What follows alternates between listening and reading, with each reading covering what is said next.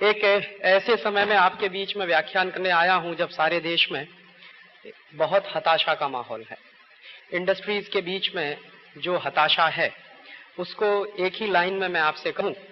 अभी कुछ दिन पहले मैं शेयर मार्केट में गया था, बॉम्बे स्टॉक एक्सचेंज में मेरा एक लेक्चर हुआ था रिंग के अंदर। बहुत कम लोग होते हैं जिनका लेक्चर वो रिंग में करते हैं, लेकिन पता नहीं मेरा लेक्चर उन्होंने रिंग में रखा। और शेयर मार्केट के जो चेयरमैन है मिस्टर दमानी, वो खुद मेरे लेक्चर में मौजूद थे। तो लेक्चर के बीच में दमानी साहब ने जो मुझे एक बात कही वो ये कि राजीव भाई, पिछले 40 साल में हिंदुस्तान के बाजार में इतनी भयंकर मंदी नहीं आई जो इस साल में हम देख रहे हैं। माने इतना भयंकर रिसेशन इंडियन मार्केट में आ गया है कि पता नहीं क्या होगा। वो खुद कह रहे हैं, मुझे खुद नहीं मालूम कि मेरे देश के लोगों के साथ क्या होने जा रहा है।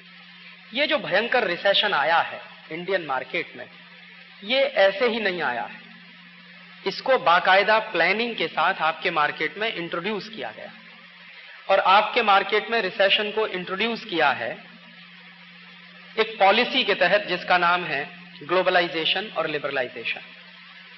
कुछ लोग ऐसा मानते हैं कि ये ग्लोबलाइजेशन और लिबरलाइजेशन की जो पॉलिसीज हैं उनका नतीजा है, लेकिन मैं मानता हूं कि ये ग्लोबलाइजेशन और लिबरलाइजेशन की जो पॉलिसीज हैं वो डाली इसलिए गई हैं ताकि आपको बर्बाद किया जाए, आपके मार्केट में रिसेशन आए, आपके इंडस्ट्रीज बंद होते चले जाएं, आपके लोग व्यापार करने ना पाएं, आपके लोगों को इतनी परेशानियां पैदा कर दी जाएं कि आप खुद ही मैदान छोड़कर भाग जाएं, ताकि जब आप मैदान छोड़कर भागेंगे तो मल्टीनेशनल्स को, फॉरेन कंपनीज को एकदम खुला हुआ रास्ता मिल जाएगा। आप ही हैं जो मल्टीनेशनल कंपनीज को टक्कर दे सकते हैं, उनके साथ कंपटीशन कर सकते हैं। और मल्टीनेशनल कंपनीज की हमेशा से एक स्ट्रेटेजी रही है, आज से नहीं पिछले 50 साल से, कि उनको कोई कॉम्पिटिटर नहीं चाहिए हो। हमेशा मोनोपोली में विश्वास करते हैं वो लोग। तो मोनोपोली में विश्वास करने वाले लोग कभी भी कॉम्पिटिटर्स को बर्दाश्त नहीं करते, तो उनकी ये पॉलिसी रही है। दुर्भाग्य से ये पॉलिसी आपके देश में लागू की गई है लिबरलाइजेशन और ग्लोबलाइजेशन के नाम पर।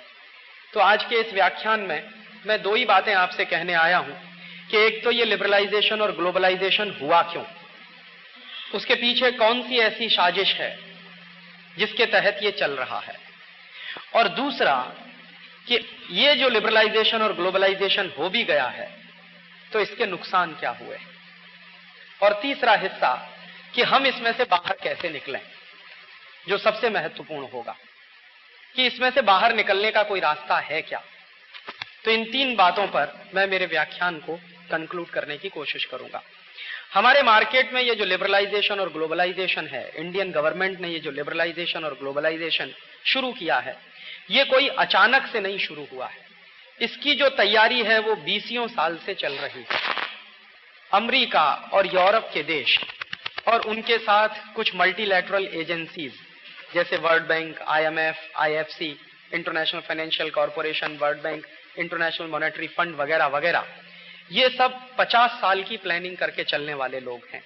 1970 के दशक से ये प्लानिंग चल रही थी वर्ल्ड बैंक, IMF में और गेट में कि दुनिया के थर्ड वर्ल्ड कंट्रीज के मार्केट को कैप्चर करना है। और दुनिया के थर्ड वर्ल्ड कंट्रीज के मार्केट को कैप्चर क्यों करना है, आप एक चीज जान लीजिए कि अमेरिकन और यूरोपियन मार्केट में जब जब रिसेशन आता है तो वो अपने रिसेशन को ट्रांसफर करने की कोशिश करते हैं। जब भी ऐसा होता है, जैसे मैं आपको उदाहरण दूं, 1890 में बहुत बड़ा रिसेशन आया वर्ल्ड मार्केट में, 1890 में। तो 1890 में जो बहुत बड़ा रिसेशन आया वर्ल्ड मार्केट में, तो उस रिसेशन को दूर करने के लिए अमेरिकन और यूरोपियन इकोनॉमिस्ट जब बैठे मीटिंग करने के लिए, तो उस मीटिंग में उन्होंने फैसला क्या किया, उन्होंने कहा कि ये जो रिसेशन है इसको दूर करने का एक ही रास्ता है कि हम लोग कोई ऐसी परिस्थिति पैदा करें जिसमें युद्ध हो, लड़ाई हो। तो परिस्थितियां पैदा की गई। 1890 के रिसेशन को दूर करने के लिए पहले विश्व युद्ध के बारे में बहुत बड़े लेवल पे तैयारियां की गई। जो फर्स्ट वर्ल्ड वॉर हुआ वो किसी पॉलिटिकल कारण से नहीं हुआ। पहले विश्व युद्ध के पीछे विशुद्ध रूप से आर्थिक कारण थे और वो सबसे बड़ा कारण था जिसके कारण वो युद्ध हुआ, अमेरिका और यूरोपियन मार्केट का रिसेशन। उस रिसेशन को उन्होंने दूर किया 1914 में युद्ध लड़कर। तो 1914 से 1917 के साल में भयंकर युद्ध चला और उस युद्ध में हुआ सिर्फ एक ही काम कि अमेरिकन और यूरोपियन कंपनियों ने अपने हथियार बेचे। युद्ध जब होता है तो खरीदने वाले देश भी होते हैं, और हथियार बनाने वाली कंपनियों जो हथियार बनाती हैं वो इस तरह के हथियार नहीं होते जो रोज खरीदे जाएं और रोज उनका इस्तेमाल किया जाए। वो कुछ विशेष समय पर इस्तेमाल होने वाले हथियार ही हुआ करते हैं जो युद्ध के समय में बेचे जाते हैं और खरीदे जाते हैं। तो युद्ध लड़ा उन्होंने 1914 से 1917 के साल में, उसमें थोड़ा सा उनका रिसेशन दूर हो गया। तो इकोनॉमिस्टों ने यह मान लिया कि अब ये रिसेशन दूर हो गया है, कुछ साल हमको थोड़ी सी सहूलियत मिल जाएगी। लेकिन फिर क्या हुआ, फिर से 1930 में भयंकर रिसेशन शुरू हो गया, जिसको दुनिया में कहा जाता है ग्रेट इकोनॉमिक रिसेशन। तो 1930 में जो ग्रेट इकोनॉमिक रिसेशन शुरू हुआ अमेरिका और यूरोप के मार्केट में और वहां के देशों में, तो फिर से उन्होंने प्लानिंग की कि अब फिर युद्ध लड़ना चाहिए। माने जब भी रिसेशन होगा तो युद्ध लड़कर हम उस रिसेशन को दूर करेंगे। ये वहां की एक घोषित पॉलिसी है अमेरिका और यूरोप की। तो अमेरिका और यूरोप ने फिर से युद्ध लड़ा और वो युद्ध था सेकेंड वर्ल्ड वॉर। 1939 में जो शुरू हुआ था सेकेंड वर्ल्ड वॉर, उसका भी कोई राजनीतिक कारण नहीं था, विशुद्ध रूप से आर्थिक कारणों के लिए लड़ा गया था सेकेंड वर्ल्ड वॉर। और उसमें हिटलर को तैयार किया गया था। अमेरिका की एक कंपनी है ITT, international telephone and telegraph. नाम से ऐसा लगता है कि जैसे ये टेलीफोनिक कुछ चीजें बनाती होगी, टेलीग्राफिक कुछ चीजें बनाती होगी, लेकिन सच्चाई यह है कि ये हथियार बनाने वाली बहुत बड़ी कंपनी है अमेरिका की। तो ITT ने क्या किया, अपना एक आदमी लगा दिया हिटलर के साथ। हिटलर को मालूम नहीं था, उनका एजेंट जाके हिटलर में की आर्मी में शामिल हुआ और हिटलर का राइट हैंड मैन बन गया। तो हिटलर को उसने इतना प्रवोक किया, जो हिटलर लड़ना नहीं चाहता था, शामिल होना नहीं चाहता था युद्ध में, उस हिटलर को तैयार कर दिया उस आदमी। तो हिटलर ने एक बार उसी व्यक्ति से जो उसका एडवाइजर बन चुका था, एक्चुअली वो ITT का चीफ था, उसका नाम था फ्रेडरिक म्यूलर। तो म्यूलर को एक बार हिटलर ने पूछा कि अगर मान लो मैं सेकेंड वर्ल्ड वॉर में शामिल भी हो जाऊं तो मेरे पास इतने आर्म्स नहीं है, मैं लड़ूंगा कैसे? तो उसने कहा कि आपको इसकी चिंता करने की जरूरत नहीं है, अमेरिका की बहुत सारी कंपनियां हैं जो आपको आर्म्स बेचने के लिए तैयार है। तो उसने कहा पैसा नहीं है, पैसे को मारिए गोली, पहले आप खरीद लीजिए, हम आपको कर्जा भी दिलवा देंगे। तो आपको कर्जा मिल जाएगा, कर्जा लेकर आप हथियार खरीदिए और उससे युद्ध लड़िए, जब आपको जरूरत पड़े और आपके पास हो जाए तो आपको उसको रिपे कर दीजिएगा। तो म्यूलर ने हिटलर को तैयार किया और हिटलर जो है कूद गया युद्ध में। इसी तरह से अमेरिकन एजेंटों ने जापान को तैयार किया था, जापान भी तैयार नहीं था युद्ध में लड़ने के लिए। तो जापान और जर्मनी को खड़ा कर दिया युद्ध के लिए और उसमें भयंकर हथियार बेचे गए। आपको जानकर यह आश्चर्य होगा कि अमेरिका और अमेरिका के साथ बहुत सारे देश थे जो दोस्त देश माने जाते थे, जो फ्रेंड कंट्रीज माने जाते थे, और जर्मनी उनके विरोध में था। तो अमेरिका की ढेर सारी कंपनियां जर्मनी को भी हथियार बेचती थी और अमेरिकन आर्मी को भी हथियार बेचती। तो 5-6 साल यह युद्ध चला और 1945 में यह युद्ध इसलिए बंद नहीं हुआ कि सभी देशों को शांति करने की जरूरत थी, इसलिए बंद हो गया कि जितने हथियार थे वो सब खर्च हो गए। हथियार बचे ही नहीं थे तो आगे युद्ध लड़ने की संभावना नहीं थी। तो 1945 तक सेकेंड वर्ल्ड वॉर लड़के फिर उन्होंने अपना इकोनॉमिक रिसेशन दूर कर लिया। फिर उसके बाद क्या हुआ, अगेन 1960 में रिसेशन शुरू हुआ और 1960 में रिसेशन शुरू हुआ, किसी तरह से उसको दूर करने के लिए फिर अमेरिका ने क्या किया, वियतनाम में युद्ध लड़ा और वियतनाम में अपनी आर्मी इसको भेजा। पहले वियतनाम को हथियार भी बेचे, बाद में वियतनाम के खिलाफ युद्ध लड़ने के लिए अमेरिकन आर्मी भी आई। तो वियतनाम में युद्ध लड़ा, उससे कुछ दिन तक रिसेशन दूर हुआ। फिर कोरिया में युद्ध लड़वाया, उससे कुछ रिसेशन दूर हुआ। उसके बाद उन्होंने सूडान और लीबिया के बीच में युद्ध लड़वाया, उससे कुछ रिसेशन दूर हुआ। 1945 के बाद 1998 आ गया है। आपको शायद जानकर आश्चर्य होगा कि अमेरिकन और यूरोपियन ब्लॉक ने एक एग्रीमेंट किया हुआ। 1945 में वो एग्रीमेंट हो गया था। एग्रीमेंट क्या है कि 1945 के सेकेंड वर्ल्ड वॉर के बाद दुनिया में कोई भी युद्ध यूरोप और अमेरिका की जमीन पर नहीं लड़ा जाएगा। हम लोग युद्ध नहीं लड़ेंगे, ये उनका आपस का फैसला है। और वहां मैथमेटिशियंस काफी हैं, हमारे यहाँ के काफी मैथमेटिशियंस फ्रांस में हैं और काफी मैथमेटिशियंस ने बेसिक रिसर्च के काम किए हैं। उन लोगों को अब वहां एक विचित्र तरह की घृणा का शिकार होना पड़ रहा और फ्रांस में अब एक खतरनाक तरह की राष्ट्रवादी प्रवृत्ति उनमें उभर रही है। और वहां इस तरह की बात करने लगे हैं लोग कि ये इंडियंस लोगों ने, चाइनीज लोगों ने, जापानीज लोगों ने, मलेशियंस लोगों ने और ये जो मंगोलियन रेस के लोग हैं, इन्होंने आके हमारी जॉब अपॉर्चुनिटीज खत्म कर दी। तो अब उनको एक एक करके लाइन में लगाने का काम शुरू हो रहा है। और मैं आपको ताजा उदाहरण देना चाहता हूं न्यूजीलैंड का। पिछले 10 वर्षों में न्यूजीलैंड से हमारे एशियन ब्लॉक के 1.5 लाख लोगों को निकालकर बाहर किया गया न्यूजीलैंड से। और इतने अपमानजनक तरीके से उनको बाहर निकाला गया। उनमें से कुछ लोग जब वापस लौटे भारत में तो मैंने उनसे उनकी कहानी सुनी, तो उन्होंने कहा कि राजीव, हमारी जितनी प्रॉपर्टी थी पूरी सब सीज कर ली, सिवाय एक टिकट के हमको कुछ नहीं दिया कि जाइए भारत भाग जाइए। उसमें एशियंस लोगों के साथ इतनी बुरी तरह से बर्ताव किया गया। तो एक तरफ आप वहां जाएं और वहां जाने के बाद जब आप सेकंड ग्रेड सिटीजन हो जाएं और उनके नौकर की तरह से काम करें, और वहां क्या बात कही जाती है।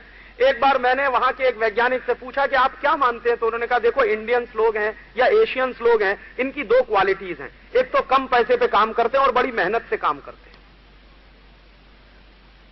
हां, आप कनाडा में जाइए, कनाडा में एक मुहावरा चलता है, और वो मुहावरा नहीं है, सच्चाई है। कनाडा में जाइए, किसी भी अच्छे डॉक्टर के क्लिनिक में पहुंच जाइए और उससे कहिए कुछ बात, तो वो डॉक्टर से आप पूछिए कि बेस्ट सर्विस चाहिए मुझे, तो कहेगा इंडियन डॉक्टर के पास जाओ, मेरे पास मत आओ। तो ये कनाडा में मुहावरा नहीं है, अब ये सच्चाई है।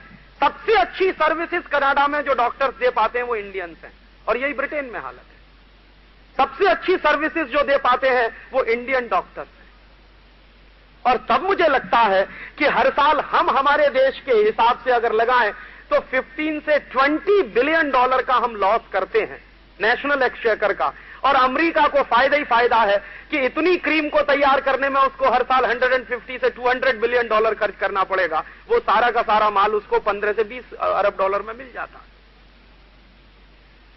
तब प्रश्न ये है कि हम किसके लिए सर्व करें और क्यों करें। और यहीं पर राष्ट्र की बात महत्वपूर्ण हो जाती है कि जिस राष्ट्र में हम रहते हैं, जहां की सर्विसेज हमने ली हैं और इन सर्विसेज में से पढ़कर ही हम इतने बड़े हुए हैं, उस राष्ट्र के प्रति हमारे कर्तव्य क्या हैं। क्योंकि मैंने नहीं देखा मेरे जो साथी गए हैं वापस लौट के आए हों इस देश को सर्व करने के लिए। क्योंकि हमारे यहां आजादी के बाद से एक भी ऐसा कानून नहीं है कि भारत सरकार इस देश के ब्रेन ड्रेन को रोक सके। एक भी कानून इस देश में ऐसा नहीं है। बीच में एक बार पंडित नेहरू ने कोशिश की, और पंडित नेहरू की कोशिश यह थी कि इस देश का ब्रेन ड्रेन रोका जाए और इस देश में ऐसा कानून बना दिया जाए जैसे उस समय अमेरिका में चलता था, यूरोप में चलता था। तो पंडित नेहरू ने जब जब वो कानून बनाने की कोशिश की, तब तब बाहर से धमकी ये आई कि अगर आपने ये कानून बनाया तो हम आईआईटीज को मदद देना बंद कर दें। तो उन आईआईटीज को मदद बंद हो जाएगी और वो चल नहीं पाएंगी। इसी लालच में इस देश में वो कानून आज तक नहीं बन पाया। और अभी तक वो बिल पंडित नेहरू के जमाने में पार्लियामेंट में इंट्रोड्यूस हुआ था 1957 में ब्रेन ड्रेन रोकने के लिए, वो बिल आज तक इस देश में पारित नहीं हो पाया। और शायद हो पाएगा, इसमें मुझे शक है। क्योंकि अगर हम उनसे पैसा ले रहे हैं अपने इंस्टीट्यूट्स को चलाने के लिए, तो उनकी शर्तें माननी पड़ती हैं। क्योंकि हिंदी में एक कहावत है, वो शायद मराठी में भी होगी, जो धन देता है वो अपनी धुन बजवाता। अगर आपके आईआईटीज के लिए पैसा आ रहा है अमेरिका से एड के नाम पर, तो आप अमेरिका की धुन बजाएंगे ही, आप अपने देश की धुन नहीं बजा सकते। तो इसमें दोस्तों नुकसान एक तो देश का आर्थिक रूप से है, और दूसरा उससे बड़ा नुकसान जानते हैं क्या है, कि जो बेस्ट क्रीम है मेरे देश की, वो जब देश के बाहर चली जाती है तो देश हमारा फंडामेंटल रिसर्चेज में बहुत पीछे रह जाता है। कई बार मैं ये सोचता हूं कि जो आनंद मोहन चक्रवर्ती ने अमेरिका में जाके किया, अगर वही हिंदुस्तान में किया होता, जो काम डॉक्टर हरगोविंद खुराना ने अमेरिका में जाके किया, वही काम अगर हिंदुस्तान में किया होता, तो शायद इस देश में फंडामेंटल रिसर्चेज के काम को आगे बढ़ाने में बहुत मदद मिली होती। और पिछले कई वर्षों से हमारे देश में बेसिक रिसर्च का काम, अगर मैं कहूं तो करीब करीब ठप पड़ा हुआ।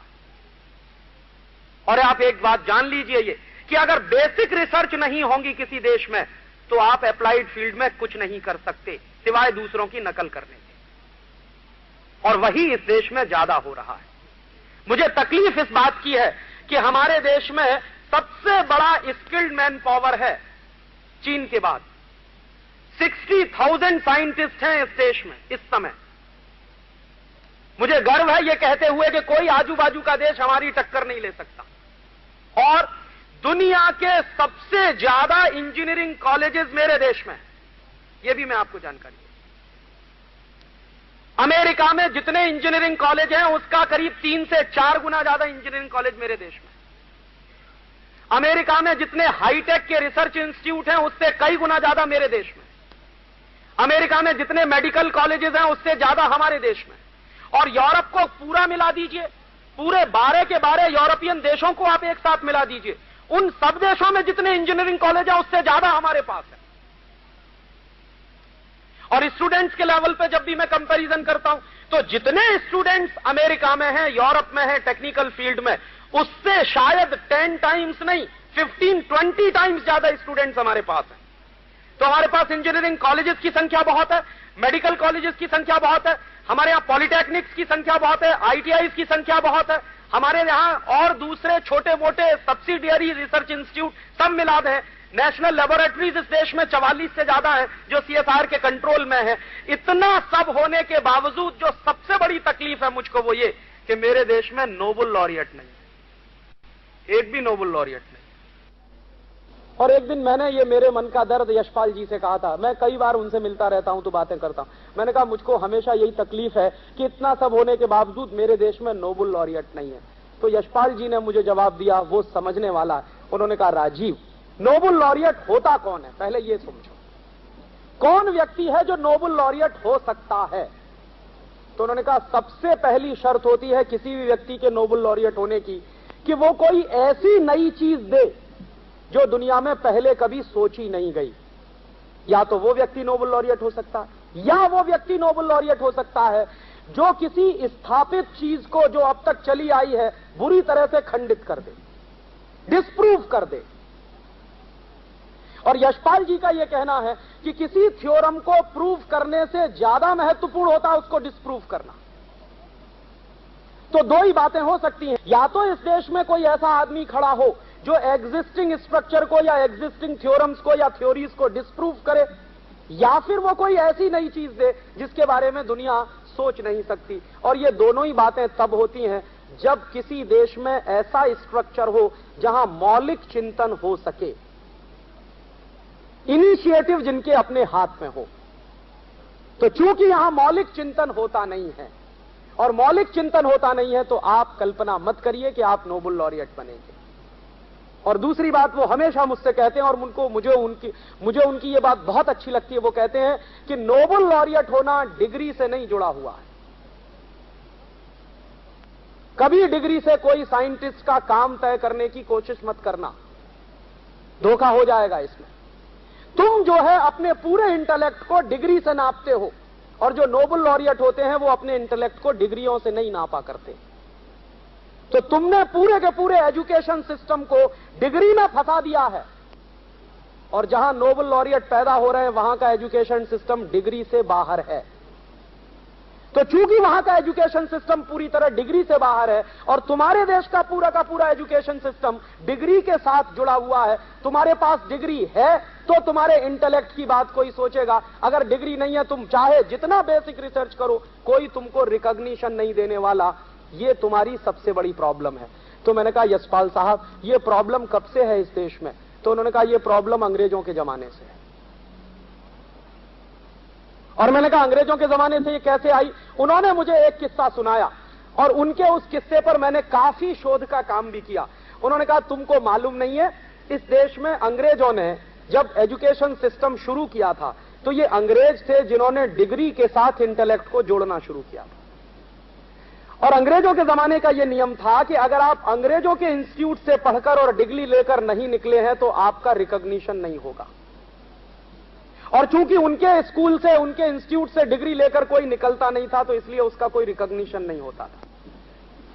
तो हर एक आदमी को उनके इंस्टीट्यूट में जाना ही पड़ता था डिग्री लेने के लिए।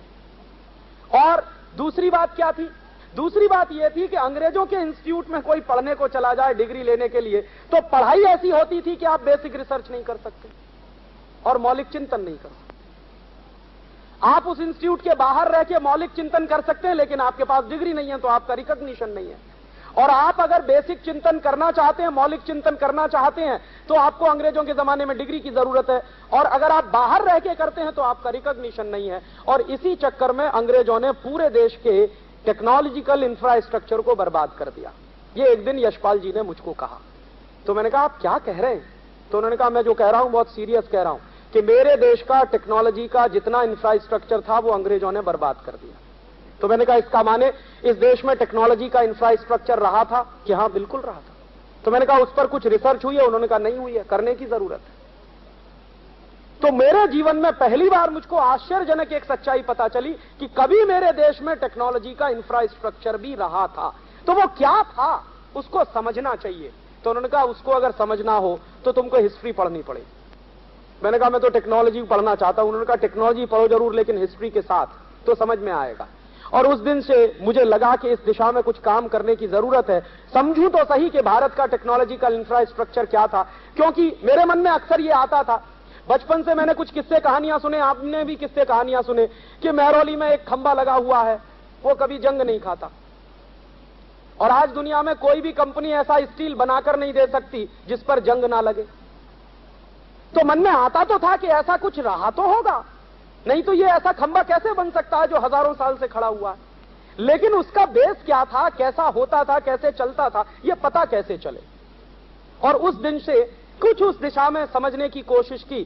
तो इंडियन साइंस और इंडियन टेक्नोलॉजी को समझने की दिशा में कुछ रिसर्च का काम शुरू किया। और उस रिसर्च के काम को शुरू करने के लिए दुर्भाग्य मेरा ये कि सारे के सारे रिसर्च पेपर लंदन में पड़े हुए, मेरे देश में नहीं। मैं चाहता हूं कि मेरे देश की टेक्नोलॉजी क्या थी, साइंस क्या थी, उसको समझना है तो जाना पड़ेगा लंदन। तो ऐसे एक बहुत बड़े हिस्टोरियन हैं इस देश में जिनका नाम है प्रोफेसर धर्मपाल। उनके साथ लगकर वहां से कुछ रिसर्च पेपर लेके आया, और वहां से जो रिसर्च पेपर लेके आया उन रिसर्च पेपर्स को देखना शुरू किया। तो जो अद्भुत जानकारियां मिल रही हैं, मैं तो आश्चर्य से परेशान हूं कि ऐसा भी कभी होता था। जैसे एक उदाहरण मैं आपको देना चाहता हूं। 1820 का एक पेपर है मेरे पास, ब्रिटिश पार्लियामेंट का। वो पेपर क्या है, हमारे देश में एक विलियम एडम नाम का एक अंग्रेज ऑफिसर है, और वो विलियम एडम नाम का अंग्रेज ऑफिसर है जिसको अंग्रेजों ने भेजा है भारत का सर्वे करने के लिए। तो वो भारत का सर्वे करने आया है, और भारत का सर्वे अंग्रेज करा रहे हैं ताकि यहाँ के देश की टेक्नोलॉजी क्या है और इस देश का टेक्निकल मैन पावर कितना है, उनका कैसे हम उपयोग कर सकते हैं यूरोप के लिए, उसका अंदाजा उनको करना। तो विलियम एडम आया और 1820 से उसने यहाँ सर्वे करना शुरू किया। तो विलियम एडम की सर्वे की रिपोर्ट कुछ 1017 पन्ने की है। वो पूरी रिपोर्ट हाउस ऑफ कॉमन्स की लाइब्रेरी से मिल गई और वो हम लोग निकलवा के ले आए। तो विलियम एडम उस सर्वे में क्या क्या दे रहा है आप सुनेंगे तो आश्चर्य करेंगे कि भारत जो है हाईली टेक्निकल एडवांस्ड कंट्री है, और यूरोप भारत की टेक्नोलॉजी की तुलना में कहीं भी नहीं ठहरता। और उसमें वो उदाहरण क्या क्या दे रहा है, विलियम एडम की रिपोर्ट में वो लिख रहा है कि इस समय 1820 में जो स्टील भारत में बन रहा है वैसा स्टील यूरोप में कहीं नहीं बनता। और वो कह रहा है कि मैं गया था कभी डेनमार्क, विलियम एडम कभी गया होगा डेनमार्क, तो कह रहा है कि मैंने देखा है कि यूरोप में सबसे अच्छा स्टील डेनमार्क में बनता है, लेकिन भारत का स्टील डेनमार्क के स्टील से कई गुना अच्छा है। तो रिपोर्ट में वो एक सजेशन दे रहा है। क्या सजेशन दे रहा है कि अगर ईस्ट इंडिया कंपनी को जहाज बनाने हो, हथियार बनाने हो, स्टील का उपयोग करना हो तो सारा का सारा स्टील भारत से इंपोर्ट करिए। तो उसने ये जो लिखा है अपनी रिपोर्ट में, तो इस पर कई ब्रिटिश पार्लियामेंट के एमपीज को आश्चर्य हुआ कि क्या लिख रहा है ये आदमी।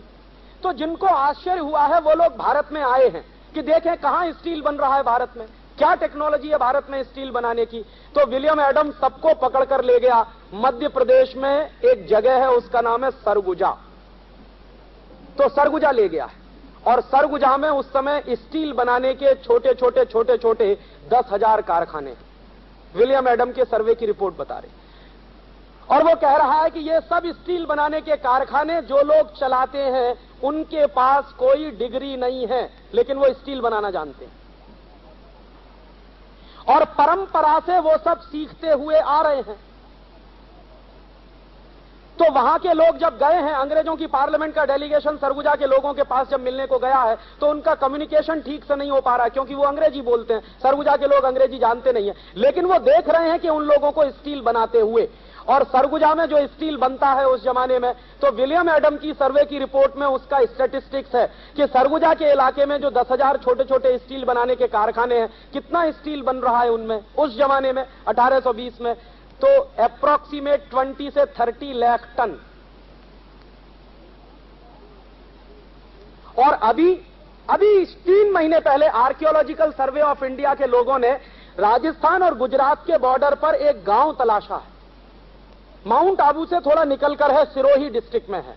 उस गांव की खुदाई हुई है, तो उस गांव की खुदाई में ब्लास्ट फर्नेस निकली, जिनमें कभी भट्टी हैं जो स्टील पकाने की रही होंगी।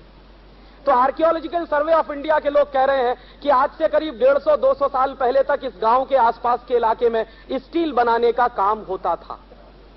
और आर्कियोलॉजिकल सर्वे ऑफ इंडिया के ही स्टेटमेंट पर मैं एक दूसरी बात कहना चाहता हूं कि 18वीं सेंचुरी के आसपास कोयंबटूर के इलाके में ऐसे 150 से ज्यादा गांव थे जहां स्टील बनाने का काम होता है।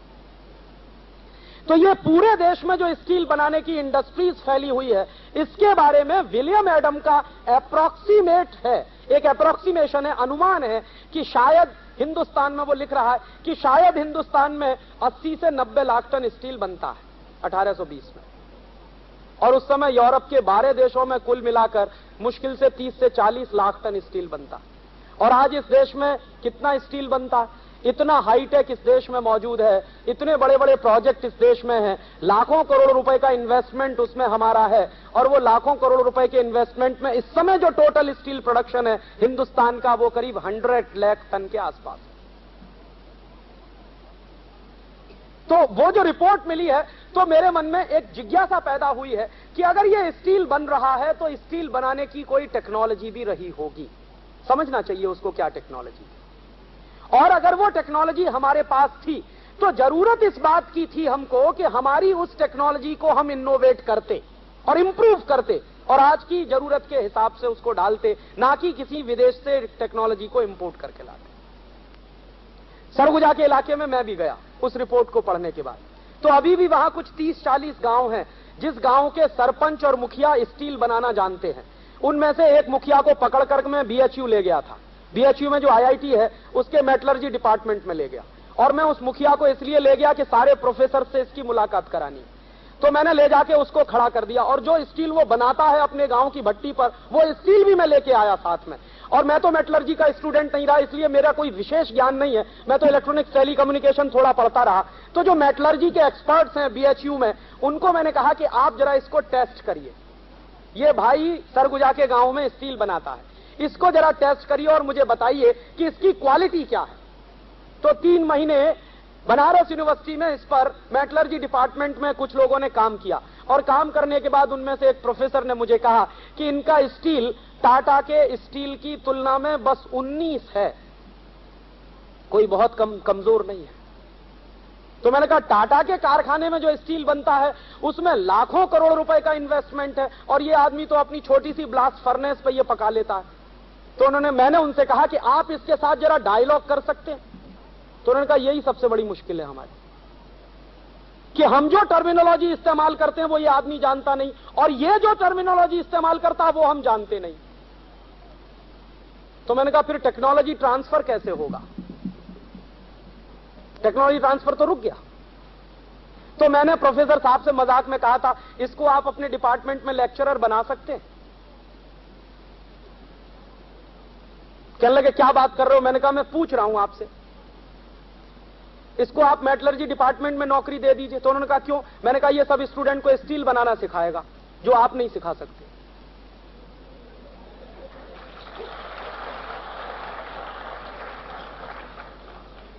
आप जो है स्टील बनाने की थ्योरी पढ़ा सकते हैं, लेकिन स्टील बनाना नहीं सिखा सकते इन स्टूडेंट्स को, ये सिखा देगा बनाना।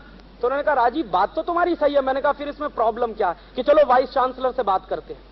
तो एक दिन गए हम लोग वाइस चांसलर से बात करते, तो वाइस चांसलर साहब ने कहा तुम्हारी सब बात ठीक है, लेकिन एक ही बात मुश्किल है कि इसका मैं अपॉइंटमेंट करूं कैसे, इसके पास डिग्री नहीं है। मैंने कहा इस आदमी के पास मान लिया है कि डिग्री नहीं है, लेकिन इसके पास जो ज्ञान है वो ज्ञान मुझे मिलना चाहिए। और अगर ये आदमी मर गया तो इसके साथ ये ज्ञान भी चला जाएगा। और आपका काम नहीं है क्या ये, कि काम तो है, बराबर है, सब बात है, लेकिन तुम बताओ कि मैं सरकार को क्या लिख के भेजूं कि मैंने एक नया लेक्चरर अपॉइंट कर लिया है, उसको तनख्वाह देनी है, तो उनको कुछ दिखाना पड़ता है। अब इसके पास डिग्री नहीं है तो दिखाऊंगा क्या, तो तनख्वाह कहां से आएगी? मैंने कहा तनख्वाह की आप मारिए गोली, हम कोशिश करके अपनी जेब से इसको तनख्वाह देंगे, आप इसको रख लीजिए यहां। मैं चाहता हूं कि ये आ गया वापस ना चला जाए सरगुजा में, कहीं ये मर गया तो मेरे हाथ से ये भी चला जाएगा, सीखने को कुछ नहीं मिल पाएगा। तो वो 10-15 दिन रहा और 10-15 दिन रहने के बाद भाग गया वहां से रात में। और उसके पास में जब दोबारा गया उससे बात करने के लिए तो उसने कहा कि तुम्हारे यहां मेरी बात बैठने वाली नहीं है और मैं वहां रह नहीं सकता, तुमको अगर सीखना है तो मेरे पास आ जाओ, यहां एक स्कूल खोलो, मैं तुमको सिखाता हूं स्टील कैसे बनती है। अब उसकी एक दूसरी तकलीफ और है, वो आदमी, उसके पास ऐसे 40 लोग हैं सरगुजा में, जिस गांव में वो रहता है आजू बाजू में उसके पास 40 लोग हैं। उन 40 लोगों का एक प्रदर्शन हम अगली साल करने जा रहे हैं बनारस में, और मैं आपको इनवाइट करने जा रहा हूं।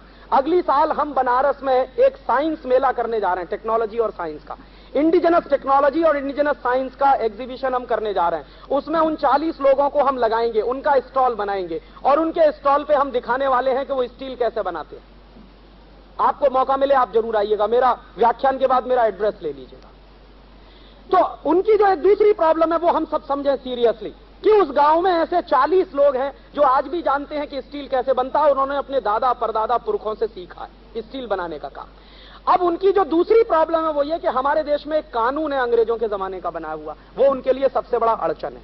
उस कानून का नाम है इंडियन फॉरेस्ट एक्ट, 1865 का ये कानून है।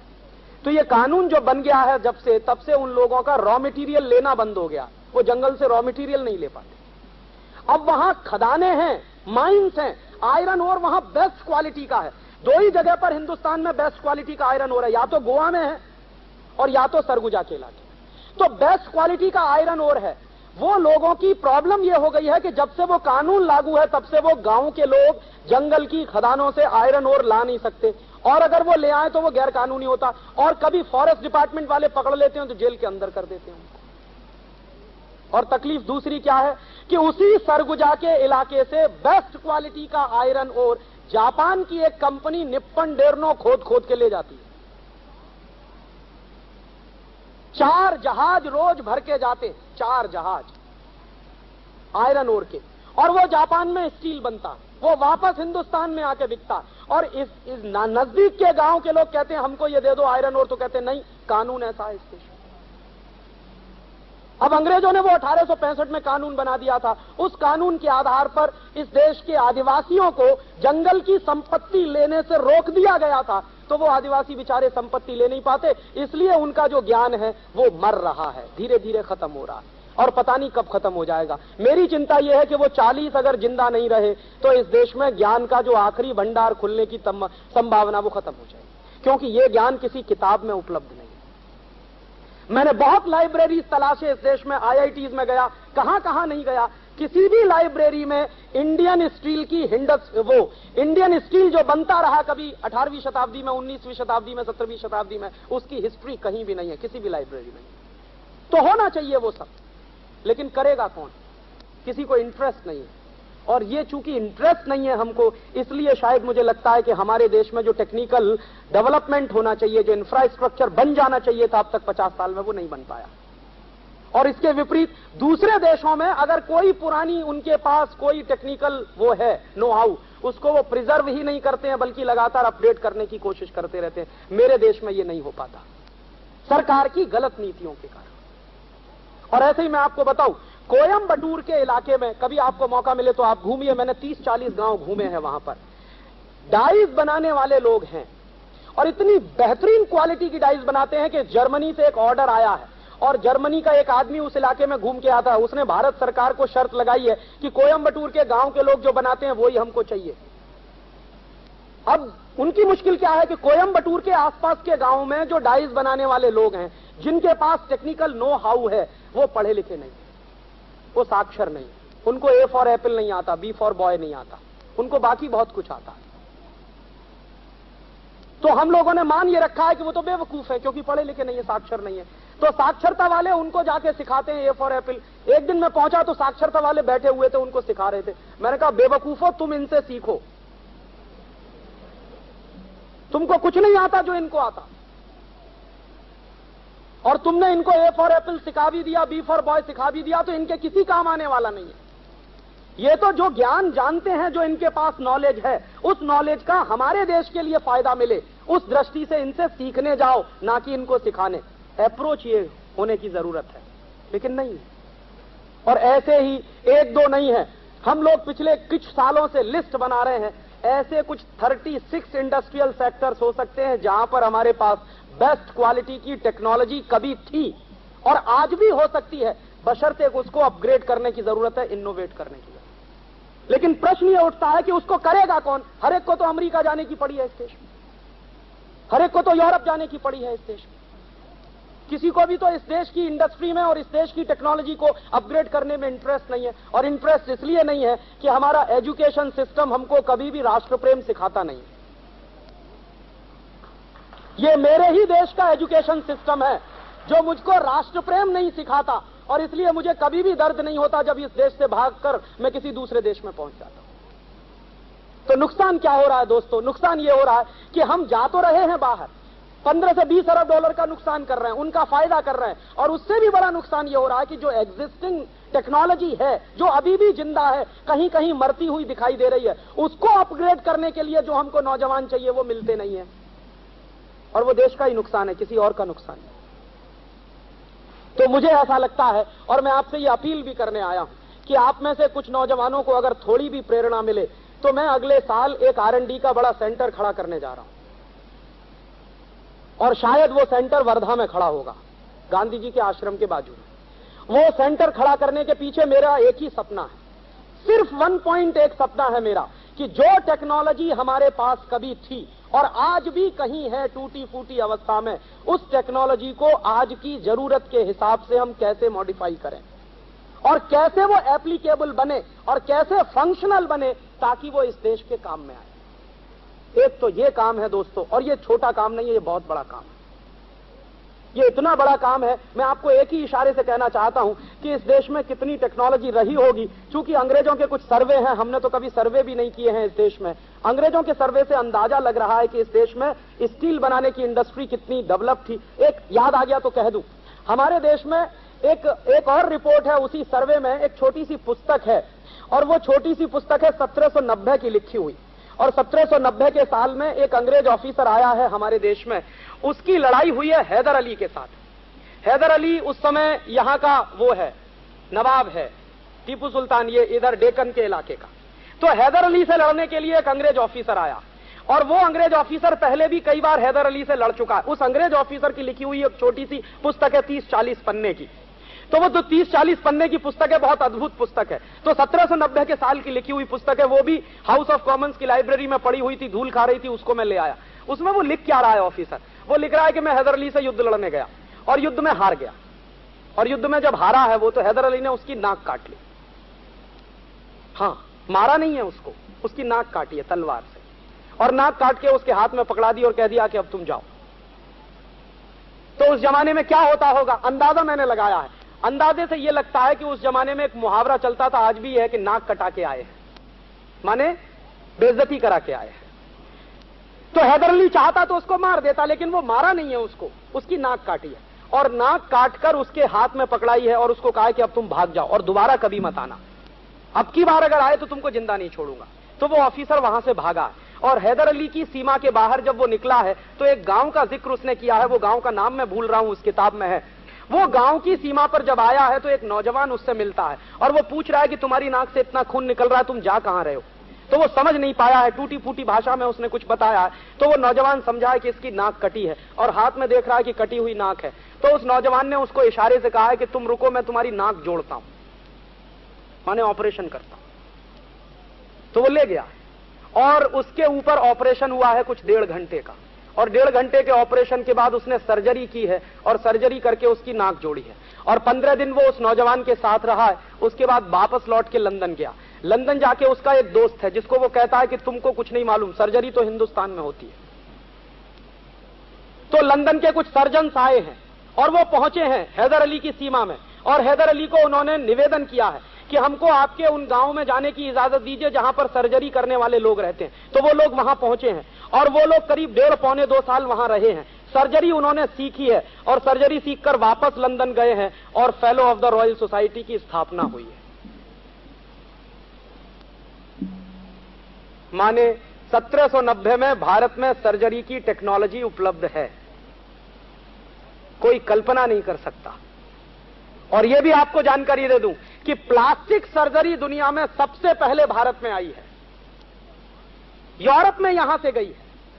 यूरोपियंस आए हैं, यहां से प्लास्टिक सर्जरी सीख कर गए हैं और तब यूरोप में प्लास्टिक सर्जरी बनी है और उसके आधार पर इंस्टीट्यूट चले हैं। तो वो पुस्तक में 70-80 पन्ने हैं, बड़े जर्जर अवस्था में है। मैंने उसको कंप्यूटर में फीड करके उसका प्रिंट आउट निकाला और उसको रिप्रोड्यूस करने वाला हूं मैं उस पुस्तक को, और इस देश के मेडिकल कॉलेजेस में भेजने वाला हूं कि देखो पढ़ो इसमें क्या लिखा है। और तब इस देश के डॉक्टरों को शर्म आएगी ये कहते हुए कि हम FRS होके आए हैं लंदन से।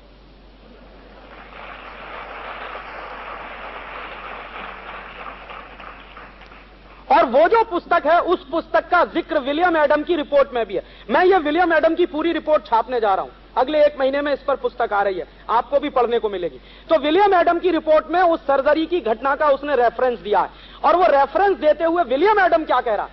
विलियम एडम कह रहा है कि मैंने जब भारत का सर्वे किया है तो भारत में टेक्नोलॉजिकल नो हाउ कितना है, इस देश में इंफ्रास्ट्रक्चर कितना है, उसकी जानकारी वो दे रहा है उस सर्वे में। तो कह रहा है कि पूरे दक्षिण भारत में, माने मद्रास प्रेसिडेंसी में, उस जमाने में मद्रास प्रेसिडेंसी माने पूरा दक्षिण भारत, करीब करीब 4-5 प्रदेश उसमें शामिल हैं।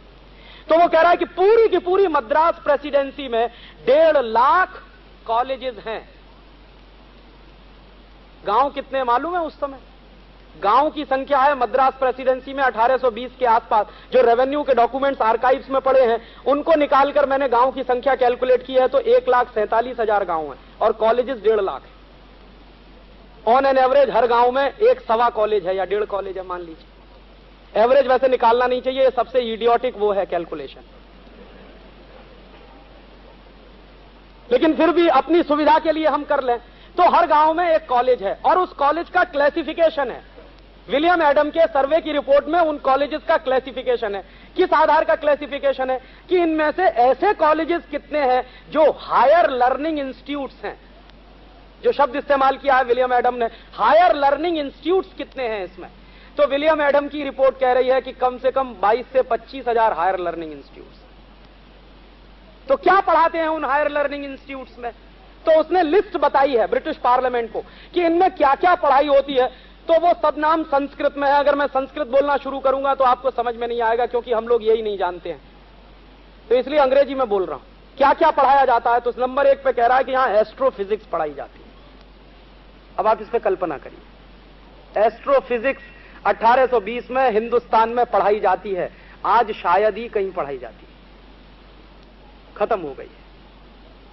दूसरा वो कह रहा है कि यहां मैथमेटिक्स पढ़ाया जाता है, तो उसको वो कह रहा है वैदिक मैथमेटिक्स है।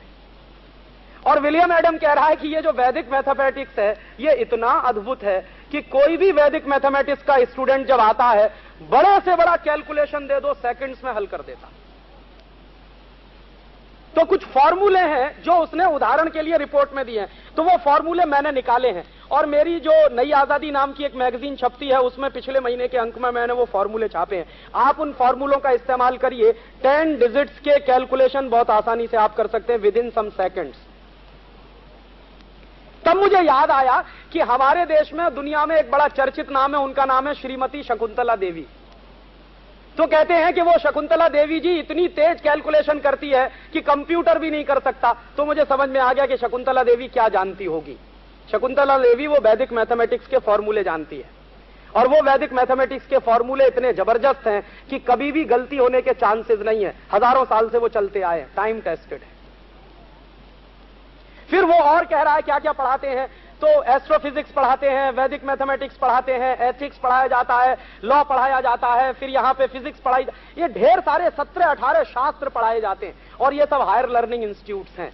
और इन हायर लर्निंग इंस्टीट्यूट्स में पढ़ने वाले जो स्टूडेंट्स हैं वो यूरोप के किसी भी बड़े साइंटिस्ट के मुकाबले बहुत बेहतरीन है। ये विलियम एडम का लिखा हुआ वाक्य है। तो इसलिए अंत में 1017-18 पन्ने की टोटल रिपोर्ट है। अंत में कंक्लूजन में क्या लिख रहा है कि अगर इंग्लैंड को, यूरोप को कुछ सीखना है तो भारत से आके सीखे, यहां पर टेक्नोलॉजी है।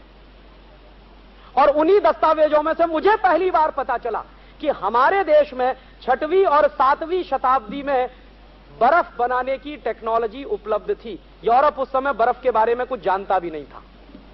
नेचुरल बर्फ एक होती है जो पड़ती है, वो तो वहां है जब से यूरोप बना है, लेकिन बर्फ बनाई जा सकती है वो यूरोप को मालूम नहीं था। 6वीं 7वीं शताब्दी में इस देश में बर्फ बनाने की टेक्नोलॉजी थी। और विलियम एडम उस रिपोर्ट में जो रेफरेंस दे रहा है, हर्षवर्धन का रेफरेंस है।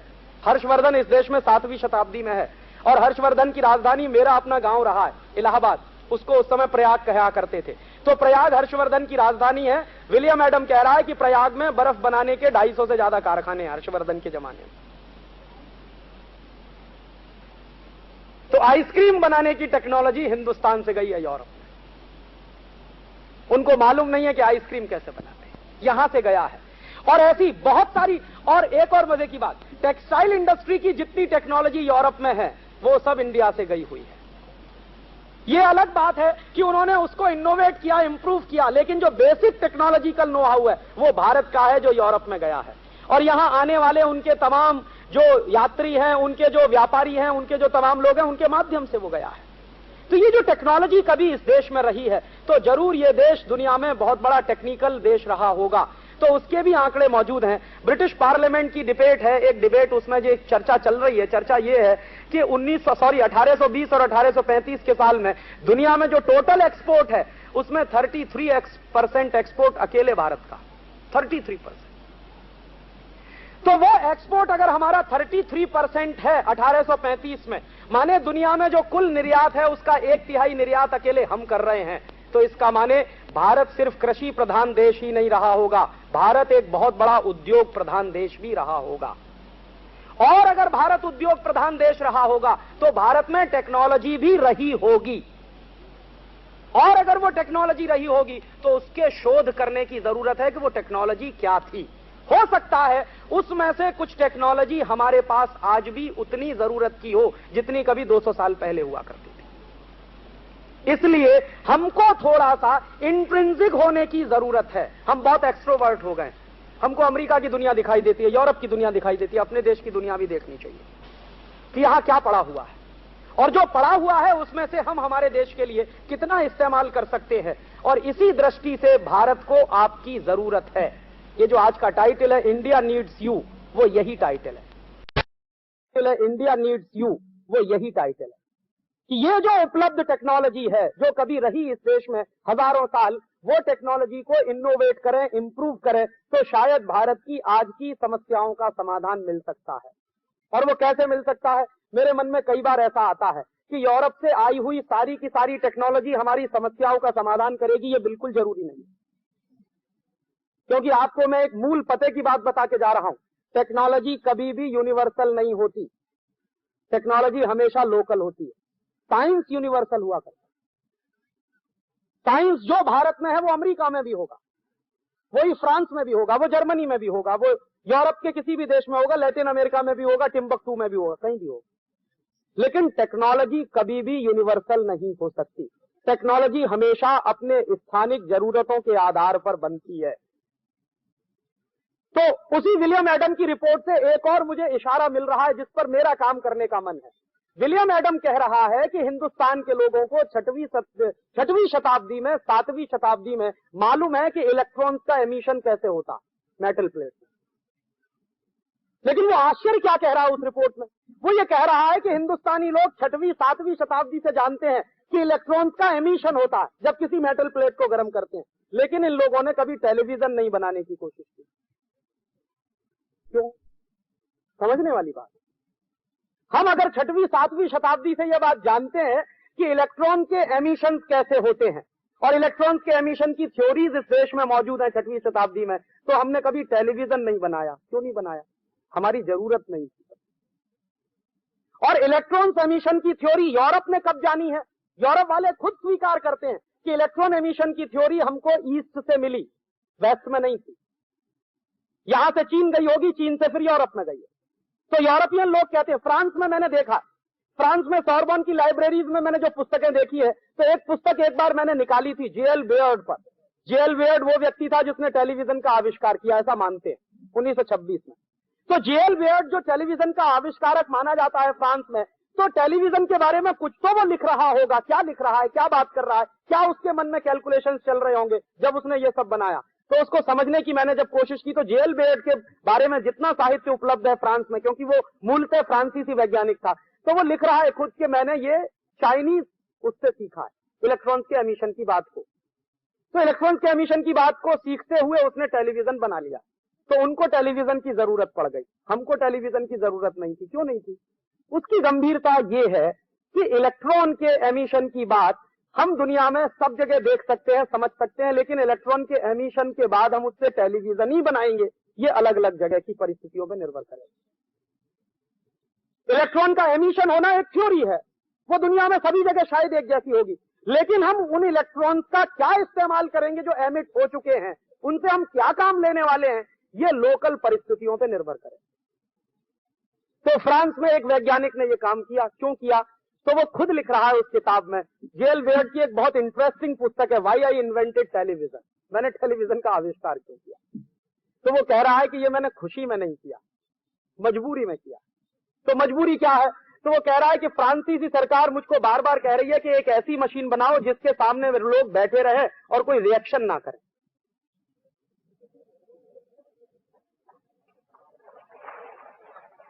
तो बैठे बैठे उसको देखते रहें, और वो मशीन ऐसी होनी चाहिए जिसको देखने के बाद लोगों के मन में विचार पैदा होना बंद हो जाए।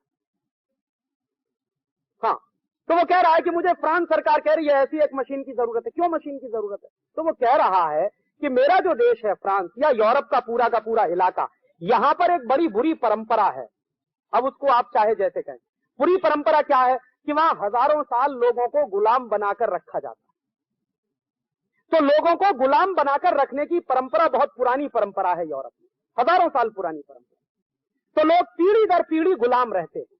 तो वहां क्या होता है, समाज में यह माना जाता है कि गुलाम आदमी जो होता है वो कभी मौलिक चिंतन नहीं करता, उसका जो मालिक होता है चिंतन सारा मालिक करता है, गुलाम को उस चिंतन के आधार पर चलने का ही अधिकार होता है, वो कुछ अपने से नहीं सोच सकता। तो यूरोप में बड़े लंबे समय तक गुलाम बनाकर रखने की परंपरा है। फिर बाद में क्या हुआ है, 19वीं शताब्दी के बाद से 20वीं शताब्दी की शुरुआत से ये गुलामी के खिलाफ आंदोलन शुरू हो गए। फ्रांस में भी हुए हैं, जर्मनी में भी हुए हैं, इंग्लैंड में भी हुए हैं। सबसे बड़ा आंदोलन आयरलैंड में हुआ है कि हम गुलाम नहीं रहेंगे आपके, हमको आजादी चाहिए, हमको ऐसे चाहिए, हमको वैसे चाहिए। तो जो जातियां पहले गुलाम रह चुकी हैं, सबसे ज्यादा दुनिया में गुलाम बनाने वाली जाति रही है नॉर्मन्स की।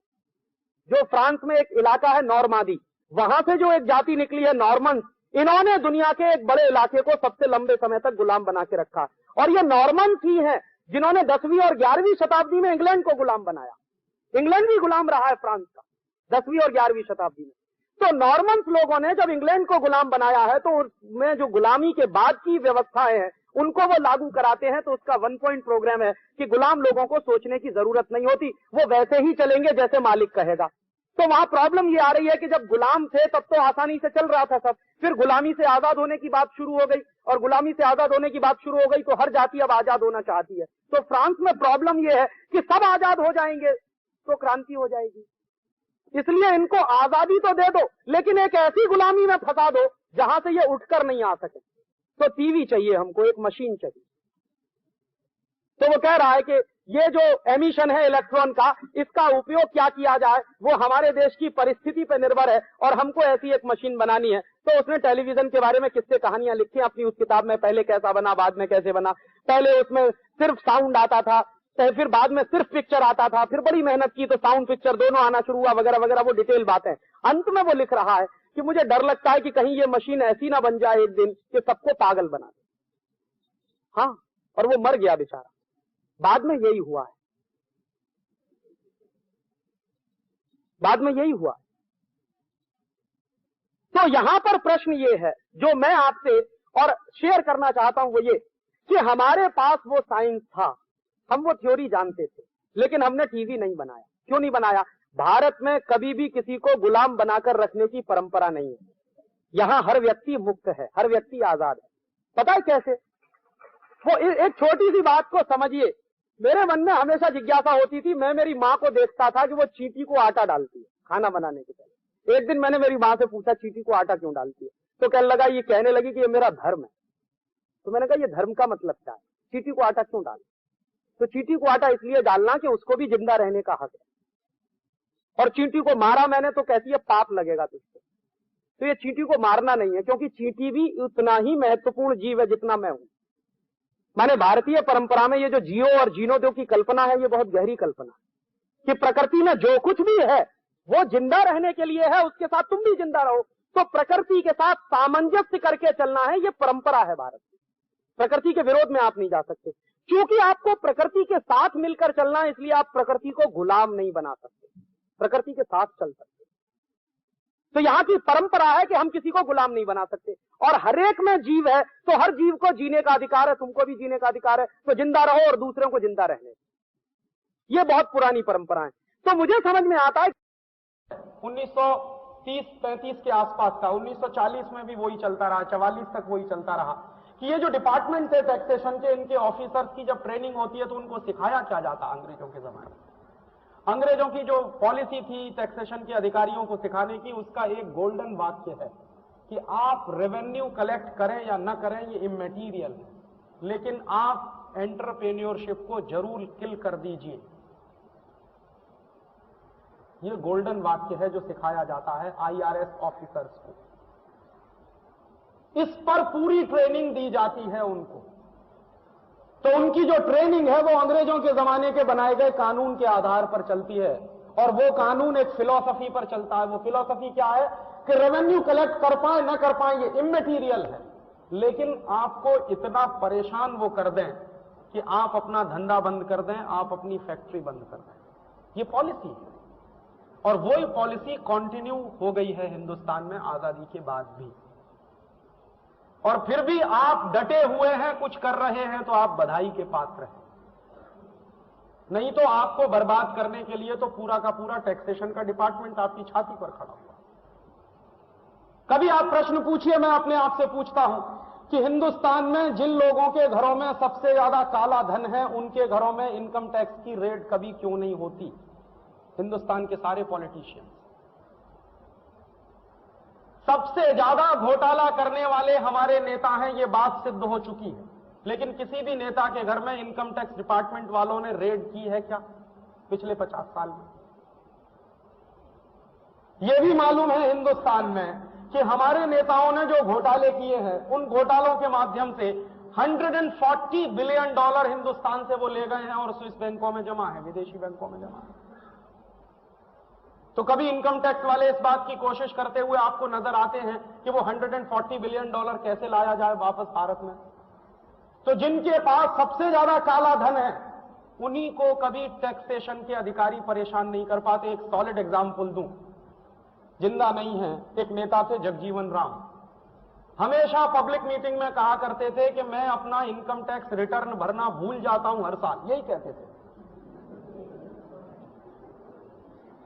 तो वो हमेशा अपना इनकम टैक्स रिटर्न भरना भूलते थे, हर साल भूलते थे, और कभी इनकम टैक्स के किसी अधिकारी में हिम्मत नहीं हुई कि जगजीवन राम के घर में जाके रेड डाले। लेकिन वो इनकम टैक्स वाले आपकी छाती पर खड़े रहेंगे, आपको सोने भी नहीं देंगे। मतलब क्या है? आपकी एंटरप्रेन्योरशिप को बर्बाद करने के लिए पहले से ही एक डिपार्टमेंट बना हुआ टैक्सेशन का। ऊपर से ये ग्लोबलाइजेशन, लिबरलाइजेशन और प्राइवेटाइजेशन की मार ने आपको खत्म करने की पूरी साजिश रची है। तो आप तो फंसे हैं चारों तरफ से, और आखिरी बची कुची जो उम्मीद थी वो भी खत्म हो गई। गैट में आपको जबरदस्ती शामिल करा लिया, WTO पे जबरदस्ती आपके हस्ताक्षर करा लिए। हिंदुस्तान की पार्लियामेंट से भी नहीं पूछा, हिंदुस्तान के लोगों से भी नहीं पूछा, कभी कैबिनेट की कमेटी ने फैसला नहीं किया जिसके बारे में, उस पर हस्ताक्षर करके आए आपके देश के प्रणब मुखर्जी। गए थे 94 में एग्रीमेंट साइन किया। पूरे देश में इसका विरोध था, सारे ट्रेड यूनियंस विरोध कर रहे थे, फार्मर्स ऑर्गेनाइजेशंस ने विरोध किया, हमारे जैसे आजादी बचाओ आंदोलन ने भी भयंकर विरोध किया। पूरे देश में भयंकर विरोध होने के बावजूद आपके देश में ऐसे लोग हैं जो देश के हितों के खिलाफ एग्रीमेंट साइन करके आए। और क्या कहा इन्होंने? सारे देश में बहस क्या चलाई कि हम अकेले नहीं रह सकते, माने हमको शामिल होना ही है। तो ये अकेले क्यों नहीं रह सकते? तो वो ये कहते रहे कि हम जो है मल्टीलैटरल ट्रेड करने में जाएंगे तो ज्यादा हमको आसान होगा, बाइलैटरल ट्रेड में हम नहीं फंस सकते। और आपको मैं जानकारी दूं कि आज भी हिंदुस्तान में सबसे ज्यादा ट्रेड बाइलैटरल है, मल्टीलैटरल नहीं है। हमेशा से ट्रेड बाइलैटरल रहा, मल्टीलैटरल ट्रेड तो हमारे जैसे देश कभी कर नहीं सकते। चीन जैसा ताकतवर देश हिम्मत नहीं करता मल्टीलैटरल ट्रेड करने की। जितने निगोशिएशंस होते हैं ट्रेड के वो बाइलैटरल ही होते हैं सबसे ज्यादा, मल्टीलैटरल कभी नहीं होते। लेकिन हिंदुस्तान के लोगों को बेवकूफ बना के एक ऐसा तर्क उन्होंने आपके मार्केट में डाल दिया, दिमाग में डाल दिया कि हम अलग नहीं रह सकते। इसी के बाजू में एक दूसरी बात और कह दूं कि चीन कभी भी गेट का मेंबर नहीं रहा फ्रॉम 1947। जब से गेट बना तब से चीन कभी गेट का मेंबर नहीं रहा, और बिना गेट का मेंबर हुए चीन का ट्रेड सरप्लस है अमेरिका के साथ $30 बिलियन। अमेरिका आजकल पर नहीं रहा, आज वो दुनिया में सेकंड नंबर की वाइब्रेंट इकोनॉमी है अमेरिका के बाद चीन। तो बिना गेट में शामिल हुए चीन अगर इतनी तरक्की कर सकता है तो हम क्यों नहीं कर सकते? ये हमको बेवकूफ बनाने के लिए तर्क दिया गया था कि हम गेट में शामिल नहीं होंगे तो अलग थलग रह जाएंगे। और दूसरी बातें ये कही गई थी कि जब हम गेट में शामिल हो जाएंगे तो बहुत सारे देशों को अपनी बाउंड्रीज तोड़नी पड़ेंगी, ट्रेड के जो बैरियर्स बना रखे हैं वो उनके तोड़े जाएंगे। दो तरह के बैरियर्स होते हैं, क्वांटिटेटिव रिस्ट्रिक्शंस के बैरियर होते हैं और आपके टैरिफ बैरियर होते हैं। तो टैरिफ और नॉन टैरिफ बैरियर जब टूटेंगे तो हिंदुस्तान का एक्सपोर्ट भी उनके मार्केट में जाएगा। इन बेवकूफों ने यह कभी नहीं बताया कि हिंदुस्तान का एक्सपोर्ट है कितना वर्ल्ड मार्केट में, 0.01% है। तो आप उनके ट्रेड बैरियर तोड़वाकर क्या बेच पाएंगे? उससे ज्यादा वो बेच जाएंगे आपके मार्केट में आकर, और वही हुआ। एक्सपोर्ट आपका नहीं बढ़ा अमेरिका में, बल्कि अमेरिका का एक्सपोर्ट हिंदुस्तान में बढ़ गया पिछले 7 वर्षों में, और 3 गुने से ज्यादा हो गया।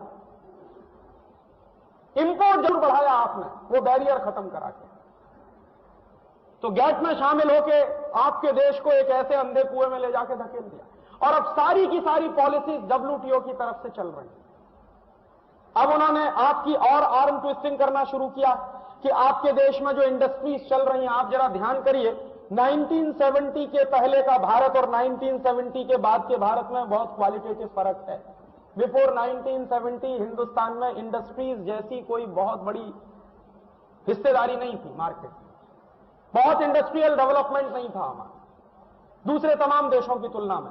1970 के बाद हमने बहुत तेजी से विकास करना शुरू किया। क्यों? क्योंकि हमारे देश में एक कानून बना, इंडियन पेटेंट एक्ट। उसके पहले क्या था? उसके पहले हमारे देश में अंग्रेजों का बनाया हुआ कानून था 1911 के साल का। तो 1911 के साल का अंग्रेजों का बनाया हुआ जो कानून था, उसमें क्या था कि प्रोडक्ट पेटेंट भी होता था, प्रोसेस भी पेटेंट होता था, और पेटेंट की अवधि कम से कम 10 से 15 साल की हुआ करती थी। बहुत कोशिश की गई इंडियन पार्लियामेंट में, तो वो पेटेंट एक्ट बदला गया, और उस पेटेंट एक्ट को बदलकर एक नया पेटेंट एक्ट बनाया गया जिसमें प्रोसेस के पेटेंट कराने की बात कही गई, प्रोडक्ट पेटेंटेबल नहीं है, ये तय किया था। और प्रोडक्ट पेटेंटेबल क्यों नहीं है? क्योंकि कोई एक प्रोडक्ट है, मान लीजिए वो आप बनाते हैं, मैं बनाता हूं और 10 लोग बनाते हैं, अगर उस पर पेटेंट हो जाए किसी एक आदमी का तो सिर्फ एक ही व्यक्ति बनाएगा उस प्रोडक्ट को, क्योंकि पेटेंट एक लीगल राइट होता। तो इसलिए हमारे यहां प्रोसेस पर पेटेंट तो दिया गया, लेकिन प्रोडक्ट को पेटेंटेबल नहीं माना गया। और प्रोसेस का पेटेंट भी सभी इंडस्ट्रीज में नहीं, मुश्किल से 6-7 इंडस्ट्रीज हैं जिनमें प्रोसेस का पेटेंट लागू होता, बाकी सारे इंडस्ट्रीज भी प्रोसेस और प्रोडक्ट दोनों पेटेंट से फ्री रखे गए, इसलिए कि दुनिया के तमाम देशों ने इसी तरह से तरक्की की। अमेरिका में 1790 से लेकर 1910 तक ना प्रोसेस पेटेंट था ना प्रोडक्ट पेटेंट था। दूसरे तमाम देशों में भी ऐसा था। दुनिया के तमाम देशों ने, जापान ने, जर्मनी ने, फ्रांस ने अपनी इंडस्ट्रीज को बचाने के लिए और ज्यादा व्यापक बनाने के लिए पेटेंटेबिलिटी की बात नहीं मानी, और उनके मार्केट में ऐसे ही था जो हमारे मार्केट में आज है। तो उसके चलते उन्होंने अपने आप को आगे साल से, जिस साल से अमेरिका आजाद हुआ, तो आज अमेरिका की यह हालत नहीं होती, जो इतना विकसित हो गया अमेरिका, यह संभव ही नहीं था उनके लिए। तो उन्होंने हमारे मार्केट में वो प्रोसेस और प्रोडक्ट दोनों पेटेंट के लिए WTO पे हस्ताक्षर करके भारत सरकार ने भी कहना शुरू कर दिया कि अब तो हमको ये बदलना ही पड़ेगा। पहले जबरदस्ती जाके हस्ताक्षर करके आए, फिर मजबूरी बताना शुरू कर दिया कि अब तो हमको ये बदलना ही पड़ेगा। तो अब वो प्रोसेस और प्रोडक्ट पेटेंट का कानून आपके देश में लागू होने जा रहा है। अब 1970 का पेटेंट एक्ट खत्म होने जा रहा। अब इसमें क्या है, जो अंग्रेजों के पेटेंट का कानून इस देश में चलता था, ठीक वैसा ही एक नया कानून अब इस देश में आ रहा है, जिसमें कम से कम पेटेंटेबिलिटी की अवधि 20 साल की होगी। नया पेटेंट एक्ट ड्राफ्ट किया है, उसकी कॉपी मेरे पास है। आजकल हम लोग उस पर काफी सीरियसली स्टडी कर रहे हैं। तो उसमें पेटेंटेबिलिटी का मिनिमम पीरियड है 20 ईयर्स। तो मान लीजिए आप कोई एक्स प्रोडक्ट बनाते हैं और उस एक्स प्रोडक्ट पर अमेरिका की कंपनी ने पेटेंट ले लिया और वो कम से कम 20 साल के लिए ले लिया, तो आप उस अमेरिका की कंपनी के पेटेंट राइट्स का इंफ्रिंजमेंट करेंगे तो आपके कारखाने को ताला डलवा देंगे।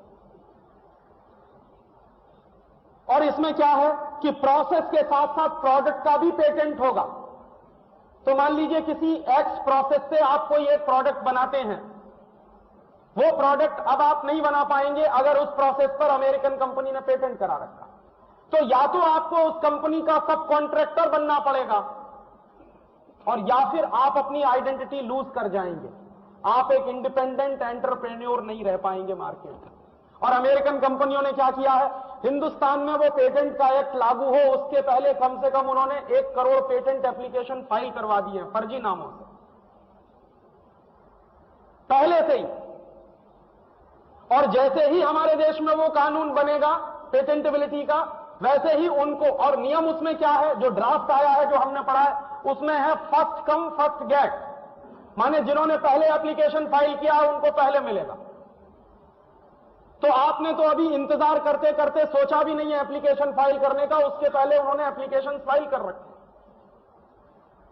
और वो कंपनियां ये कह रही हैं, उसमें एक ऐसा भी प्रोविजन है कि जब तक अमेरिकन या यूरोपियन या मल्टीनेशनल कंपनियों को पेटेंट राइट नहीं मिलेगा उतने साल के लिए उनको एक्सक्लूसिव मार्केटिंग राइट्स मिलेंगे। एक्सक्लूसिव मार्केटिंग राइट्स का बहुत सीधा सा मतलब है कि कोई माल वो मार्केट में बना रहे हैं, उस माल को अगर आप बना रहे हैं तो आपको वो अधिकार नहीं होगा मार्केटिंग का, उन्हीं को होगा, क्योंकि उनको पेटेंट के एप्लीकेशन को उन्होंने फाइल कर रखा। और ये एक ऐसा हथियार है, आखिरी ब्रह्मास्त्र है, जिसको वो चलाने की कोशिश कर रहे हैं। और इसमें अगर आप फंसे तो खड़ा रहना मुश्किल हो जाएगा। इसमें अगर आप चले गए तो बचने की फिर कोई भी आशा छोड़ दीजिए। तो ऐसी बुरी परिस्थिति में जब हम चारों तरफ से घिरे हुए हैं तब प्रश्न आता है कि करें क्या। अब करने के लिए हमारे पास 2 ही रास्ते हैं। पहला रास्ता यह है जो एक वाक्य से शुरू होता है, either protest otherwise you will be perished. या तो विरोध करिए खड़े होकर ताकत के साथ, नहीं तो खत्म हो जाएंगे आप। तो एक रास्ता तो यह है कि पूरी ताकत से विरोध करना है। ये जो झंझावात आया हुआ है, इस झंझावात का विरोध करना है। तो ये विरोध तभी हो सकता है जब आप इसको लाने वाले लोगों के चेहरे पहचानें। पहले तो अपने दिमाग से इस बात को निकालें कि जिनको आज तक हम बेस्ट फाइनेंस मिनिस्टर मानते रहे, एक्चुअली वो ट्रेटर्स ऑफ द कंट्री हैं, जिन्होंने डुबो दिया है पूरे देश को। और आप सिर्फ मेरी बात पर विश्वास मत करिए, थाईलैंड का प्राइम मिनिस्टर यही कह रहा जो मैं कह रहा हूं। थाईलैंड डूब गया, इंडोनेशिया भी डूब गया, साउथ कोरिया भी डूब गया। और ये सब देश क्यों डूबे हैं? इन्होंने वही किया है जो आपके यहां चल रहा। 10-10, 15-15 साल पहले इन सारे एशियन कंट्रीज ने लिबरलाइजेशन, ग्लोबलाइजेशन का वही रास्ता शुरू किया था जो आपके देश में चल रहा। और आज उनकी हालत उनको मालूम है कि वो डूब गए हैं। तो थाईलैंड के प्राइम मिनिस्टर ने अभी 3 दिन पहले एक स्टेटमेंट दिया है जो हिंदुस्तान के हर अखबार में छपा। उसने कहा है कि हम डूब गए हैं ग्लोबलाइजेशन और लिबरलाइजेशन में। इंडियन गवर्नमेंट को हम चेतावनी दे रहे हैं कि वो इस रास्ते पर आगे ना बढ़े, नहीं तो इंडिया भी डूब जाएगा। ये उसकी चेतावनी, थाईलैंड के प्राइम मिनिस्टर। इंडोनेशिया के प्राइम मिनिस्टर ने भी यही कहा। मलेशिया के prime minister doctor Mahathir Mohamad भी यही कह रहा। और रूस के प्रेसिडेंट बोरिस येल्त्सिन भी यही कह रहा कि जो गलती 1986 में मिखाइल गोर्बाचोव ने की, उसका नतीजा हम भुगत रहे हैं। वो गलती हिंदुस्तान में नहीं होनी चाहिए। ये सारे देश कह रहे हैं कि आप डूब जाएंगे अगर इसी रास्ते पर जाएंगे। और हमारे बेवकूफ वित्त मंत्री कह रहे हैं कि कोई चिंता की बात नहीं, माने चलते ही रहिए इसी रास्ते पर, जब तक हम डूब ना जाएं तब तक उनको लगता ही नहीं है कि कोई चिंता की बात भी है। तो आप उनकी तरफ देखना छोड़िए। तो कुछ काम हमको करने पड़ेंगे। सबसे पहला काम, इस पूरी शक्ति के साथ हमारी जितनी भी है टूटी फूटी, उसका विरोध करिए। विरोध करने के कुछ तरीके हैं। सबसे पहला तरीका क्या है? महात्मा गांधी ने एक रास्ता दिखाया है हमें। महात्मा गांधी क्या कहते थे कि जब दुश्मन से लड़ाई लड़नी होती है तो दुश्मन के पहले हथियार देख लो, क्या हथियार हैं जो उनको इस्तेमाल कर रहा है, और आपको समझ में आ जाए कि उसके हथियार क्या है तो उसकी स्ट्रेटेजी समझो कि किस स्ट्रेटेजी से काम कर रहा है। तो अगर हमको समझ में आ रहा है कि उनके हथियार क्या हैं और उनकी स्ट्रेटेजी क्या है, तो फिर गांधी जी ने एक तीसरा वाक्य कहा कि जब पता चल जाए कि दुश्मन की स्ट्रेटेजी क्या है, उसके हथियार क्या है, उसकी शक्ति का अंदाजा लग जाए, तो सबसे पहला काम दुश्मन की सप्लाई लाइन काटो। माने ये जो बाहर से आने वाले दुश्मन हैं, ये जो बड़ी बड़ी मल्टीनेशनल कंपनियां हैं जो हमको खत्म करने के लिए आ रही हैं, इन मल्टीनेशनल कंपनियों की सप्लाई लाइन काटिए। और वो सप्लाई लाइन हमारे घरों से बनी हुई है। हम पैसा देते हैं मल्टीनेशनल को और वो आ रहे हैं हमको मारने के लिए। हम पीते हैं पेप्सी कोला, हम पीते हैं कोका कोला, हम पीते हैं ब्रुक बॉन्ड की चाय, हम पीते हैं लिप्टन की चाय, हम खरीदते हैं हिंदुस्तान लीवर का साबुन, हम खरीदते हैं प्रॉक्टर एंड गैम्बल के कॉस्मेटिक्स के आइटम। ये हम ही हैं जो अपने दुश्मन का माल खरीदते हैं अपने घर के लिए, माने अपना पैसा अपने दुश्मन को देते हैं, और दुश्मन उसी पैसे से तैयारी कर रहा है और आपको मारने के लिए साजिशें रच रहा है। तो जिस दिन आपको पता चल जाए कि ये आने वाले दुश्मन हैं, तो दुश्मनों की सप्लाई लाइन काटिए, माने अपने घरों से मल्टीनेशनल कंपनियों का सामान खरीदना बंद करवाइए। यह है एक रास्ता, और यह अभियान पूरे देश में चलाना पड़ेगा। और इसके विकल्प में क्या होगा कि मल्टीनेशनल कंपनियों का माल खरीदना लोग बंद करें तो स्वदेशी कंपनियों का माल खरीदा जाए, क्योंकि स्वदेशी कंपनियों का मार्केट अब भारत सरकार नहीं बनाने वाली, उन्होंने तो मल्टीनेशनल के सामने सरेंडर किया। ये हमारे जैसे लोग ही कर पाएंगे। पूरे देश में स्वदेशी की एक स्पिरिट पैदा करनी पड़ेगी, वैसी ही स्पिरिट जो 1905 के साल में पैदा की गई थी। लोकमान्य तिलक ने स्वदेशी आंदोलन चलाया था, क्यों? ताकि ईस्ट इंडिया कंपनी का माल बिकना बंद हो जाए। और लोकमान्य तिलक कहा करते थे कि स्वदेशी और स्वराज्य एक ही सिक्के के दो पहलू हैं। अगर स्वदेशी नहीं आएगा तो स्वराज्य कभी नहीं आ सकता, और स्वराज्य अगर मुझे लेना है क्योंकि मेरा वो जन्मसिद्ध अधिकार है, इसलिए स्वदेशी लाना ही पड़ेगा। और तब उन्होंने गांव गांव में विदेशी कपड़ों की होलियां जलवाना शुरू किया था, गांव गांव में विदेशी माल का बहिष्कार करवाना शुरू किया था, गांव गांव में जो विदेशी माल बेचने वाली दुकानें थी उन पर पिकेटिंग करवाना शुरू किया था। ये सब काम सारे देश में चला था। उससे एक शक्ति पैदा हुई थी, और ईस्ट इंडिया कंपनी को जो मुनाफा मिलता था वो मुनाफा 20-25 साल में आधे से भी कम रह गया था। तब अंग्रेजों ने हिंदुस्तान छोड़ने का फैसला किया था। दुश्मन को जब तक आपकी शक्ति मिलती रहेगी, आपकी ताकत मिलती रहेगी, तब तक वो यहां से छोड़कर नहीं जाएगा।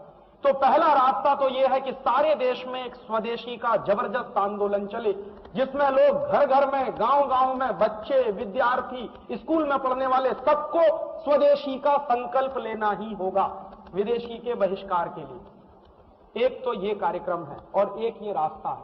दूसरा रास्ता, हमारे ही देश के कुछ लोग हैं जो मल्टीनेशनल कंपनियों के शेयर्स खरीदते हैं, डिवेंचर्स खरीदते हैं। हम ही हमारे ही शेयर मार्केट से वो कैपिटल उठाते हैं, पूंजी उठाते हैं, और हमारे ही लोग हैं जो उनको पूंजी उपलब्ध कराते हैं।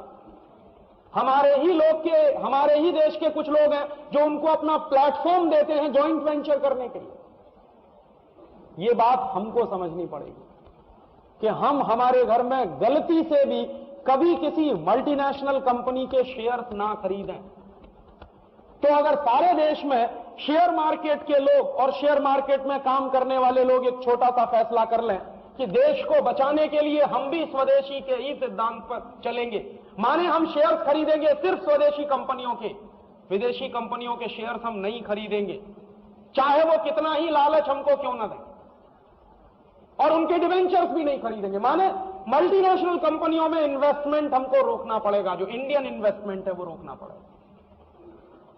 एक दूसरा रास्ता ये है, पहले रास्ते के लिए हम लोग कोशिश कर रहे हैं कि गांव गांव में स्वदेशी हो, दूसरे रास्ते के लिए भी हम कोशिश कर रहे हैं कि हिंदुस्तान के शेयर बाजार में, मैं एक लेक्चर देके आया हूं, अगला लेक्चर फिर देने जा रहा हूं फरवरी में, और यही समझाने की कोशिश कर रहा हूं कि आप लोग बड़े जो ब्रोकर्स हैं, अगर वो ये एक फैसला करें कि हम मल्टीनेशनल्स के शेयर्स में नहीं खरीदेंगे, नहीं इन्वेस्ट करेंगे, तो एक दूसरा तरीका है दुश्मन को मारने का। और एक तीसरा तरीका है जो हमको करना है हम सबकी शक्ति से, वो तीसरा रास्ता है तात्कालिक। ये दोनों रास्ते हैं लॉन्ग टर्म के। इमीडिएट हमको क्या करना? इमीडिएट हमको पहले हमारा अस्तित्व बचाने की लड़ाई लड़नी। अभी तो एक स्पेस बचाने के लिए, खड़े होने के लिए जमीन तो चाहिए, नहीं तो ये भी चली जाएगी। अभी मैं गाड़ी में आपके एक साथी के साथ आ रहा था तो मैंने यही पूछा कि क्या हालत है, तो उन्होंने कहा कि पिछले 2 महीने से अब कंपनियां बंद होने की हालत शुरू हो गई, माने असर आपके ऊपर शुरू हो गया, मार आपके ऊपर पड़नी शुरू हो गई। तो अभी तात्कालिक रूप से हम बच सकें, इसकी एक स्ट्रेटेजी हमको बनानी है, और वो स्ट्रेटेजी में 2 रास्ते हैं। पहला रास्ता, ये जितना ग्लोबलाइजेशन है, लिबरलाइजेशन है और ये सारा का सारा जो चल रहा है इस देश में, ये चैलेंज करना है सुप्रीम कोर्ट में, और हम लोग इसकी तैयारी कर रहे हैं। गेट एग्रीमेंट भी हम चैलेंज करेंगे और उसके लिए पिटीशन हमने ड्राफ्ट कर लिया, और गेट एग्रीमेंट के साथ साथ ये जो लिबरलाइजेशन और ग्लोबलाइजेशन है इसको भी हम चैलेंज करने जा रहे हैं सुप्रीम कोर्ट में। और हम इसको इस बात पर सिद्ध करने जा रहे हैं कि ये जो कुछ चल रहा है वो एंटी नेशनल है, और संविधान में आर्टिकल 51 है जो मुझे ये अधिकार देता है कि मैं मेरे देश की रक्षा के लिए, मैं मेरे देश की संस्कृति की रक्षा के लिए कुछ भी करने के लिए स्वतंत्र हूं। तो मेरा देश डूब रहा है, ये बात मुझे समझानी है कोर्ट में।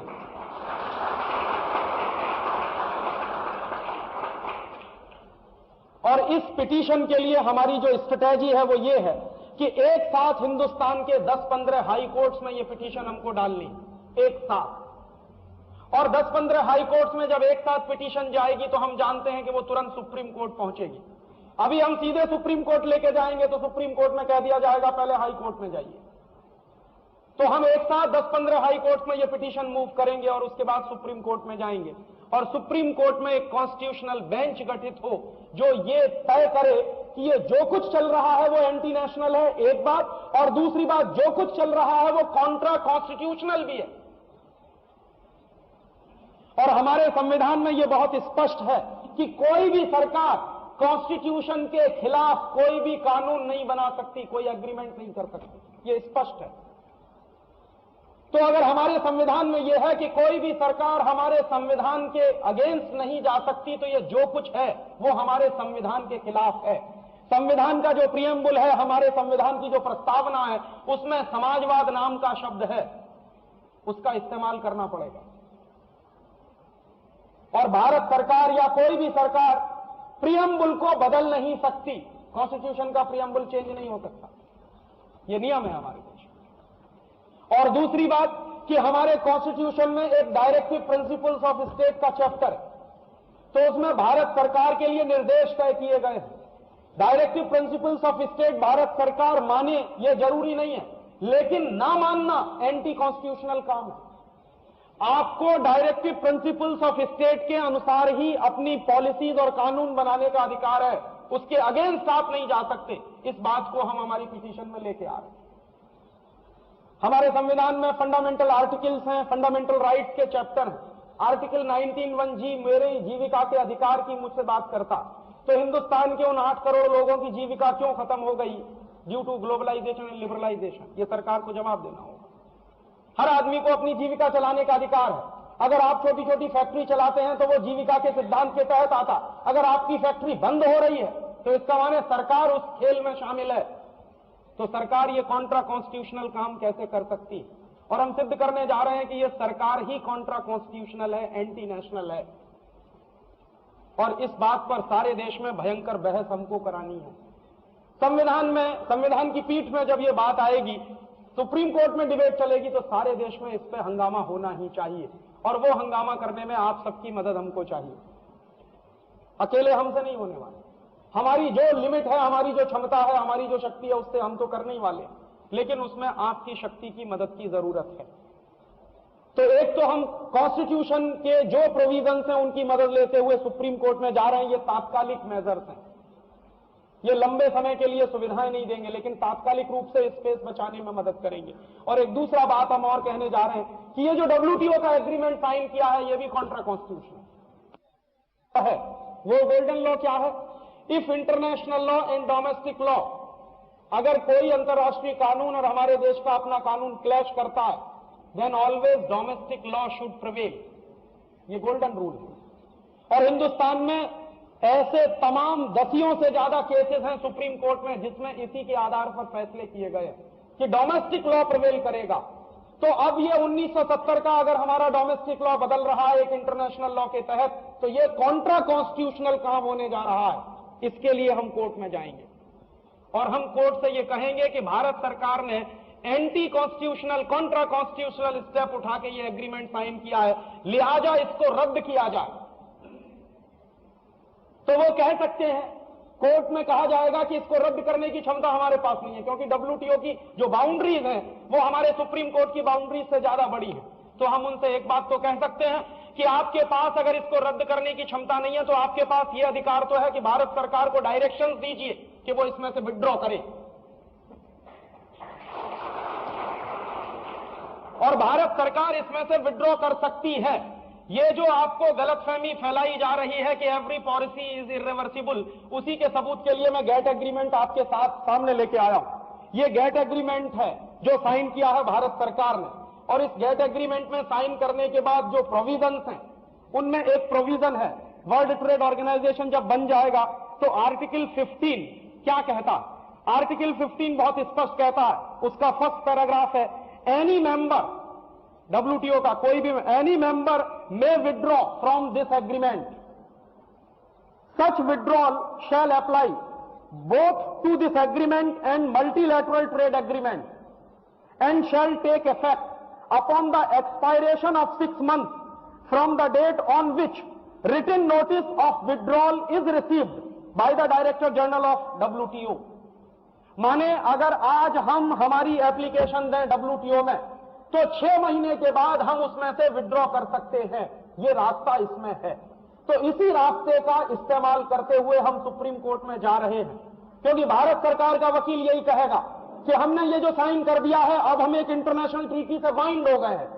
और हमेशा सुप्रीम कोर्ट में सरकारें अपना बचाव करने के लिए इसी तरह के तर्क देती रहती है कि ये एक इंटरनेशनल ट्रीटी है, हम इसमें फंस गए हैं, अब इसमें से वापस नहीं आ सकते। तो हम कोर्ट में ये बताने जा रहे हैं कि गेट में, डब्ल्यूटीओ के टेक्स्ट में ये प्रोविजन है कि हम आज एप्लीकेशन फाइल करें, 6 महीने के बाद हम इसमें से बाहर निकल सकते हैं। इसके लिए सारे देश में माहौल बनाना। मैं 8 फरवरी को दिल्ली जा रहा हूं। दिल्ली में मेरा एक लेक्चर है, फिक्की के कुछ लोग उसमें आने वाले हैं, एसोकेम के भी शायद कुछ लोग आएंगे, दिल्ली के स्मॉल स्केल इंडस्ट्रीज के भी लोग आएंगे। ये पिटीशन भी दिल्ली में ही होने वाला, क्योंकि सुप्रीम कोर्ट दिल्ली में ही है। तो हम उनको यही कहने जा रहे हैं कि आप तैयारी रखिए, लड़ने का वक्त आ गया। पहले जमाने में लड़ाइयां होती थी तलवारों से, तीरों से, कटारों से। अब वो तीर तलवार की लड़ाइयां बंद हो गई हैं, अब लड़ाइयां होती हैं दिमाग से। तो दिमाग से लड़ने के लिए हमको भी एक फौज खड़ी करनी है, और हमको हिंदुस्तान के हर उस व्यक्ति को बेनकाब करना है अगले 2-3 वर्षों में जिन्होंने हिंदुस्तान को डुबोने में महत्वपूर्ण भूमिका निभाई है।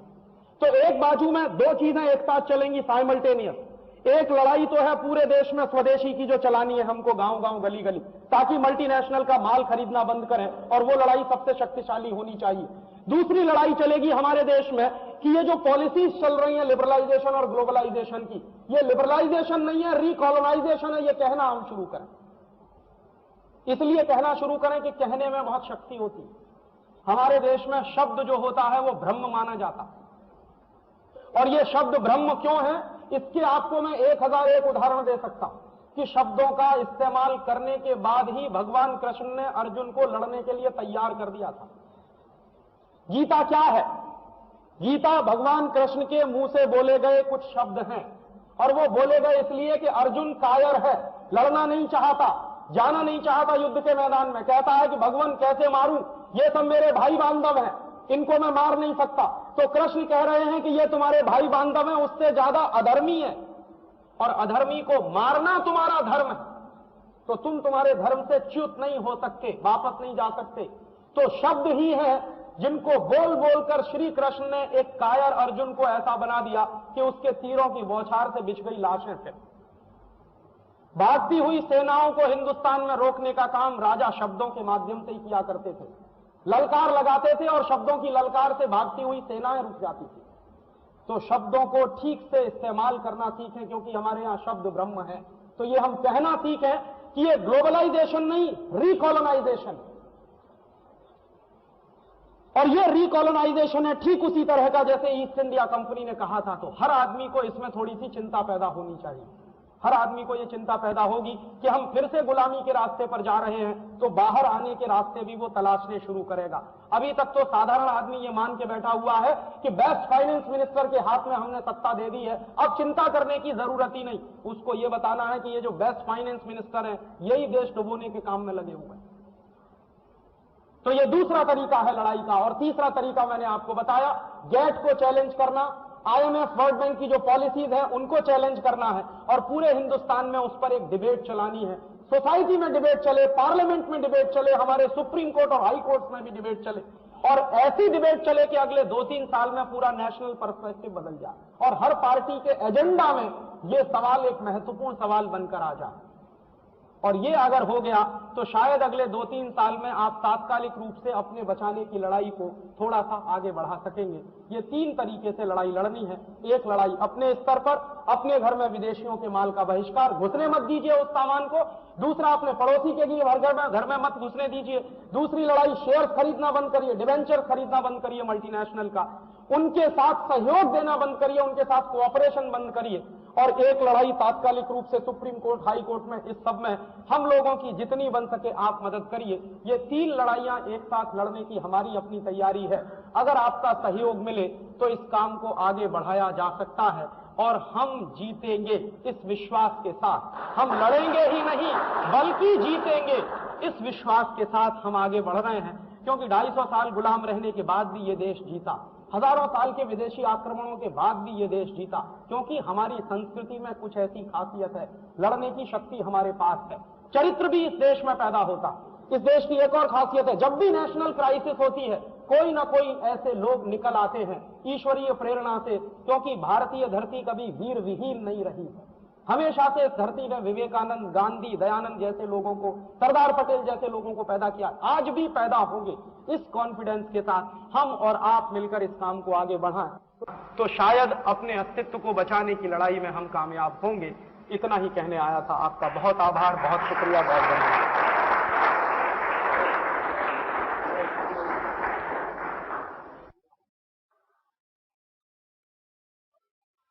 I am basically a pharmacist and I've done my foreign trade management from University of Bombay.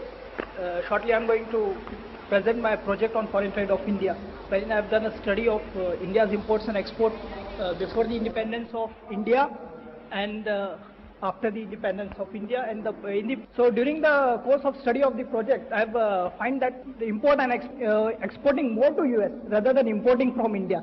So what is that which makes India insecure from USA? One. Second thing, where Mr. Dixit has said that the world market share of India is only 0.1%, but as on date it is only it's 0.6%. Mr. Dixit. Third thing I would like to ask him is if he talks of boycotting multinational companies by way of not investing in shares or by not using their products, how will the foreign companies have the confidence to invest in India? And if immediately this confidence is not there, what will be the effect of this on the Indian economy with immediate effect? आपने 3 सवाल किए हैं। पहले आखिरी सवाल का जवाब दे दूं कि अगर मल्टीनेशनल का हमने बॉयकॉट किया तो वो हिंदुस्तान में इन्वेस्टमेंट नहीं करेंगे, ऐसा उनका कहना। वो आज भी इन्वेस्टमेंट नहीं कर रहे हैं, क्योंकि इन्वेस्टमेंट के लिए उनके पास खुद कुछ नहीं है। अमेरिकन मार्केट में रिसेशन इतना जबरदस्त है कि उनको अपना रिसेशन दूर करने के लिए कैपिटल की जरूरत है। इसलिए हिंदुस्तान में पिछले 7 वर्षों में जो एफडीआई आया, फॉरेन डायरेक्ट इन्वेस्टमेंट आया, वो मुश्किल से 20,000 करोड़ रुपए के आसपास है। मुश्किल से 20,000 करोड़ रुपए के आसपास। ये क्यों हुआ है? इसके पीछे बिल्कुल स्पष्ट एक कारण है कि उनके पास आपके यहां इन्वेस्ट करने के लिए कुछ है नहीं। अगर होता तो वो अपना रिसेशन पहले दूर करेंगे, क्योंकि उनको मार्केट में पैसे की बहुत जरूरत है। इसलिए उनके इन्वेस्टमेंट पे भरोसा करना ये दुनिया की सबसे बड़ी बेवकूफी है। कोई भी देश फॉरेन इन्वेस्टमेंट पे डेवलप नहीं करता है, इंक्लूडिंग जापान। जापान ने भी अपने डोमेस्टिक सेविंग्स बढ़ाए थे, चीन ने भी अपने डोमेस्टिक सेविंग्स बढ़ाए थे। दुनिया में जितने देशों ने कुछ किया है आज तक वो सब डोमेस्टिक सेविंग्स के दम पर किया है। हम भी, मैंने आपसे कहा कि हमको मल्टीनेशनल के इन्वेस्टमेंट की जरूरत क्या है, जब हर साल हम 2 लाख करोड़ का डोमेस्टिक सेविंग्स कर रहे हैं। हमारे जीडीपी का 24% हमारी डोमेस्टिक सेविंग्स है और जीडीपी 8 लाख करोड़ का है। तो 2 लाख करोड़ अगर हम बचाते हैं एक साल में, तो ये 20,000 करोड़ से तो कितना गुना ज्यादा है जो मल्टीनेशनल लेके आए। और वो 20,000 करोड़ जो आया है उसके लिए आपने दे क्या दिया है उनको, इसका आपको अंदाजा नहीं है। आपने 20,000 करोड़ देकर अपनी इकोनॉमी के साथ जो मोलेस्टेशन कराया है उसका आपको अंदाजा नहीं है। तो इसलिए फॉरेन इन्वेस्टमेंट पे जो लोग भरोसा करते हैं वो हमेशा धोखा खाते हैं, और है नहीं उनके पास। सच्ची बात यह है कि उनके पास इन्वेस्टमेंट होगा तो वो पहले अपने मार्केट का रिसेशन दूर करेंगे, क्योंकि अमेरिका में खुद बड़े बड़े कारखाने बंद हो रहे हैं और कंपनियां आपस में एक दूसरे के कंपटीशन से बचने के लिए कार्टेल्स बना रहे हैं। जनरल इलेक्ट्रिक ने अभी जनरल मोटर्स के साथ समझौता किया, आईबीएम फोर्ड के साथ शामिल होने जा रही है। तो ये सारे दुनिया में, यूरोप में भी यही हो रहा है, बड़ी बड़ी कंपनियां मिलकर कार्टेल्स बना रही हैं। क्यों बना रही हैं? क्योंकि एक दूसरे के कंपटीशन से बचना है। मार्केट में वैसे ही रिसेशन है, एक दूसरे के कंपटीशन में फंसेंगे तो और माल नहीं बिकेगा, इसलिए उनको वो समझ में आ रहा है। तो हमको ये बात समझनी चाहिए। इसलिए उनके इन्वेस्टमेंट पे भरोसा मत करिए। 7 साल में अगर 20,000 करोड़ आया तो एक साल में कितना बैठता? 3-3.5 करोड़ बैठता। और 3-3.5 करोड़ क्या होता है? हमारे देश की नेशनल सेविंग्स 2 लाख करोड़ की है एक साल की, तो 3-3.5 करोड़ कुछ नहीं होता। इसलिए विदेशी पूंजी पर निर्भरता बिल्कुल बंद करिए। हमारे पास अपनी स्वदेशी पूंजी है, एक बात। दूसरी बात, उनका जो सवाल है कि हिंदुस्तान का एक्सपोर्ट अमेरिका के साथ, एक्सपोर्ट ज्यादा है इंपोर्ट कम है, वो बात मैंने अपने ही लेक्चर में कही है कि आपका एक्सपोर्ट ज्यादा क्यों दिखाई देता है, क्योंकि आपके रुपए की कीमत गिरती चली जा रही है, तो वॉल्यूम आपका बढ़ता चला जा रहा है एक्सपोर्ट का, लेकिन आने वाली आमदनी आपको दिखाई नहीं दे रही। तो वॉल्यूम ऑफ एक्सपोर्ट तो हम बढ़ा रहे हैं क्योंकि हमारी मजबूरी है। पहले $1 का माल हमको बेचना है तो 18 रुपए का हिसाब का बैठता है, अब वही $1 का माल 40 रुपए का बैठ रहा है। तो आपको 18 से जब 40 दिखाई देता है तो आपको दिख रहा है कि एक्सपोर्ट बढ़ गया। एक्चुअली एक्सपोर्ट बढ़ नहीं रहा। एक्सक्यूज मी, मैं डॉलर टर्म्स में बात कर रहा हूं, रुपए टर्म्स में नहीं, डॉलर टर्म्स में भी बात कर रहे हैं। वॉल्यूम ऑफ एक्सपोर्ट बढ़ रहा, यह सही बात है, क्योंकि आपका डिवैल्यू होता चला जा रहा। आने वाली इनकम जो आपकी एक्सपोर्ट्स की हैं वो खत्म होती जा रही हैं, और उससे भी ज्यादा जितना एक्सपोर्ट नहीं बढ़ रहा है उससे ज्यादा इंपोर्ट बढ़ रहा। अदरवाइज आपका ट्रेड डेफिसिट क्यों है? 1991 के साल में भारत सरकार के बजट में 3,000 करोड़ का ट्रेड डेफिसिट था। आज आपके बजट में 18,000 करोड़ का ट्रेड डेफिसिट होने के प्रोजेक्शन खुद वित्त मंत्री कर रहे हैं। तो ये क्यों हो रहा? अगर आपका एक्सपोर्ट बढ़ रहा है तो ये ट्रेड डेफिसिट क्यों है? फिर आपका ट्रेड डेफिसिट इसीलिए है कि आपके एक्सपोर्ट्स नहीं बढ़ रहे हैं, इंपोर्ट्स बढ़ रहे हैं। और जो पहली बात उन्होंने कही कि हिंदुस्तान का जो वर्ल्ड मार्केट में शेयर है इस समय, ये जो मैंने 0.01% का जो स्टैटिस्टिक्स दिया है वो प्लानिंग कमीशन के सर्वे की रिपोर्ट है दिसंबर 1997 की। दिसंबर 1997 हमारे देश के deputy chairman planning commission professor Madhu Dandavate ने एक सर्वे की रिपोर्ट रिलीज की थी दिल्ली में। वो रिपोर्ट हिंदुस्तान के तमाम अर्थशास्त्रियों के पास पहुंची है, उसका वो रिपोर्ट है, मेरा नहीं है। प्लानिंग कमीशन कहता है कि हमारा वर्ल्ड मार्केट में इस समय हिस्सा 0.01% से ज्यादा नहीं है। ये 0.6% की जो बात है ये 2 साल पहले का है। 0.6% 2 साल पहले का फिगर है। 1997 दिसंबर में हमारी स्थिति ये है, 0.01% पे हम आ गए। वर्ल्ड मार्केट में कोई हमारा एक्सपोर्ट का मतलब भी नहीं है। और एक और इसी से जुड़ी हुई एक आखिरी बात कि कभी भी डेवलपिंग कंट्रीज को एक्सपोर्ट ओरिएंटेड ग्रोथ नहीं करने चाहिए, उसके दुष्परिणाम बहुत होते हैं। क्यों? आपके देश में लोगों के पेट को काटकर आप एक्सपोर्ट करेंगे तो देश में भूखमरी हो जाएगी। हमारे पास खाने को आम नहीं है, लेकिन हमारा एल्फेंजो एक्सपोर्ट हो रहा है, और आपके देश में खाने को प्याज नहीं है, ओनियन का एक्सपोर्ट हो रहा है। तो कर क्या रहे हैं आप? आपके देश की जनता को जो आम मिलना चाहिए वो आम मिलता है 100 रुपए का, मुश्किल से 20-25। आपके देश की जनता को जो प्याज मिलना चाहिए 3 रुपए किलो में वो मिलता है 25 रुपए किलो, क्योंकि आप एक्सपोर्ट कर रहे हैं। और वो एक्सपोर्ट करके जो आप कमाई कर भी रहे हैं वो खर्च कहां हो रही है? यह महत्वपूर्ण प्रश्न पूछना चाहिए कि अगर वो एक्सपोर्ट से आने वाली कमाई हमारा कोई भलाई करती तो समझ में आता, वो खर्च हो रही है विदेशी कर्जे का ब्याज चुकाने में। हर साल के आपके जो डेट सर्विसिंग पेमेंट है वो 70,000 करोड़ के। तो आप एक्सपोर्ट कर रहे हैं, मर रहे हैं, लोगों के पेट काट रहे हैं, बेल्ट को टाइटन कर रहे हैं, कमाई कर रहे हैं, किस लिए? विदेशी कर्जे का ब्याज चुकाने के लिए। ये बेवकूफी क्यों कर रहे हैं? तो इसलिए एक्सपोर्ट हमेशा उन्हीं देशों को करना चाहिए, और खासकर ऐसे सामानों को जहां हमारे पास सरप्लस हो। दुर्भाग्य से हम क्या एक्सपोर्ट कर रहे हैं? हमारे बेस्ट क्वालिटी का बासमती चावल हम एक्सपोर्ट कर रहे हैं। तो बेस्ट क्वालिटी का बासमती चावल एक्सपोर्ट कर रहे हैं तो उसका दाम है मार्केट में 50-60 रुपए किलो, हमको देखने को भी नहीं मिलता। हमारी बेस्ट क्वालिटी की तुअर दाल हम एक्सपोर्ट कर रहे हैं तो दाम हो गया 40 रुपया किलो। हमारे बेस्ट क्वालिटी के काजू, किशमिश, बादाम, मुनक्का, मखाने हम एक्सपोर्ट कर रहे हैं और उनके दाम लगातार बढ़ते जा रहे हैं। माने मैं मेरा पेट काट के उनको खिला रहा हूं। और इंपोर्ट क्या कर रहे हैं? सारी दुनिया का कचरा, और ऐसा कचरा जिसको कोई लेने को तैयार नहीं है, जिस कचरे को बांग्लादेश भी लेने को तैयार नहीं, पाकिस्तान भी लेने को तैयार नहीं, वो कचरा आप इंपोर्ट कर रहे हैं। आपको मालूम है केमिकल वेस्ट आ रहा है हिंदुस्तान में, और every year Pepsi Cola 10,000 ton chemical waste लाकर डंप कर रहा है इस देश में। तो हम एक्सपोर्ट कर रहे हैं काजू, किशमिश, बादाम, मुनक्का, मखाने, और इंपोर्ट कर रहे हैं जहरीले सामान। क्या बेवकूफी है ये एक्सपोर्ट इंपोर्ट की? और हमेशा एक्सपोर्ट ओरिएंटेड ग्रोथ मत करिए, एक्सपोर्ट ओरिएंटेड डेवलपमेंट में मत फंसिए, नहीं तो बर्बाद हो जाएंगे सोमालिया, इथियोपिया की तरह से, कुछ भी नहीं बचेगा। आप डेवलपमेंट ओरिएंटेड एक्सपोर्ट करिए, ग्रोथ ओरिएंटेड एक्सपोर्ट करिए, पॉलिसी बदलिए। अभी क्या है, एक्सपोर्ट ओरिएंटेड ग्रोथ में हम फंसे हैं।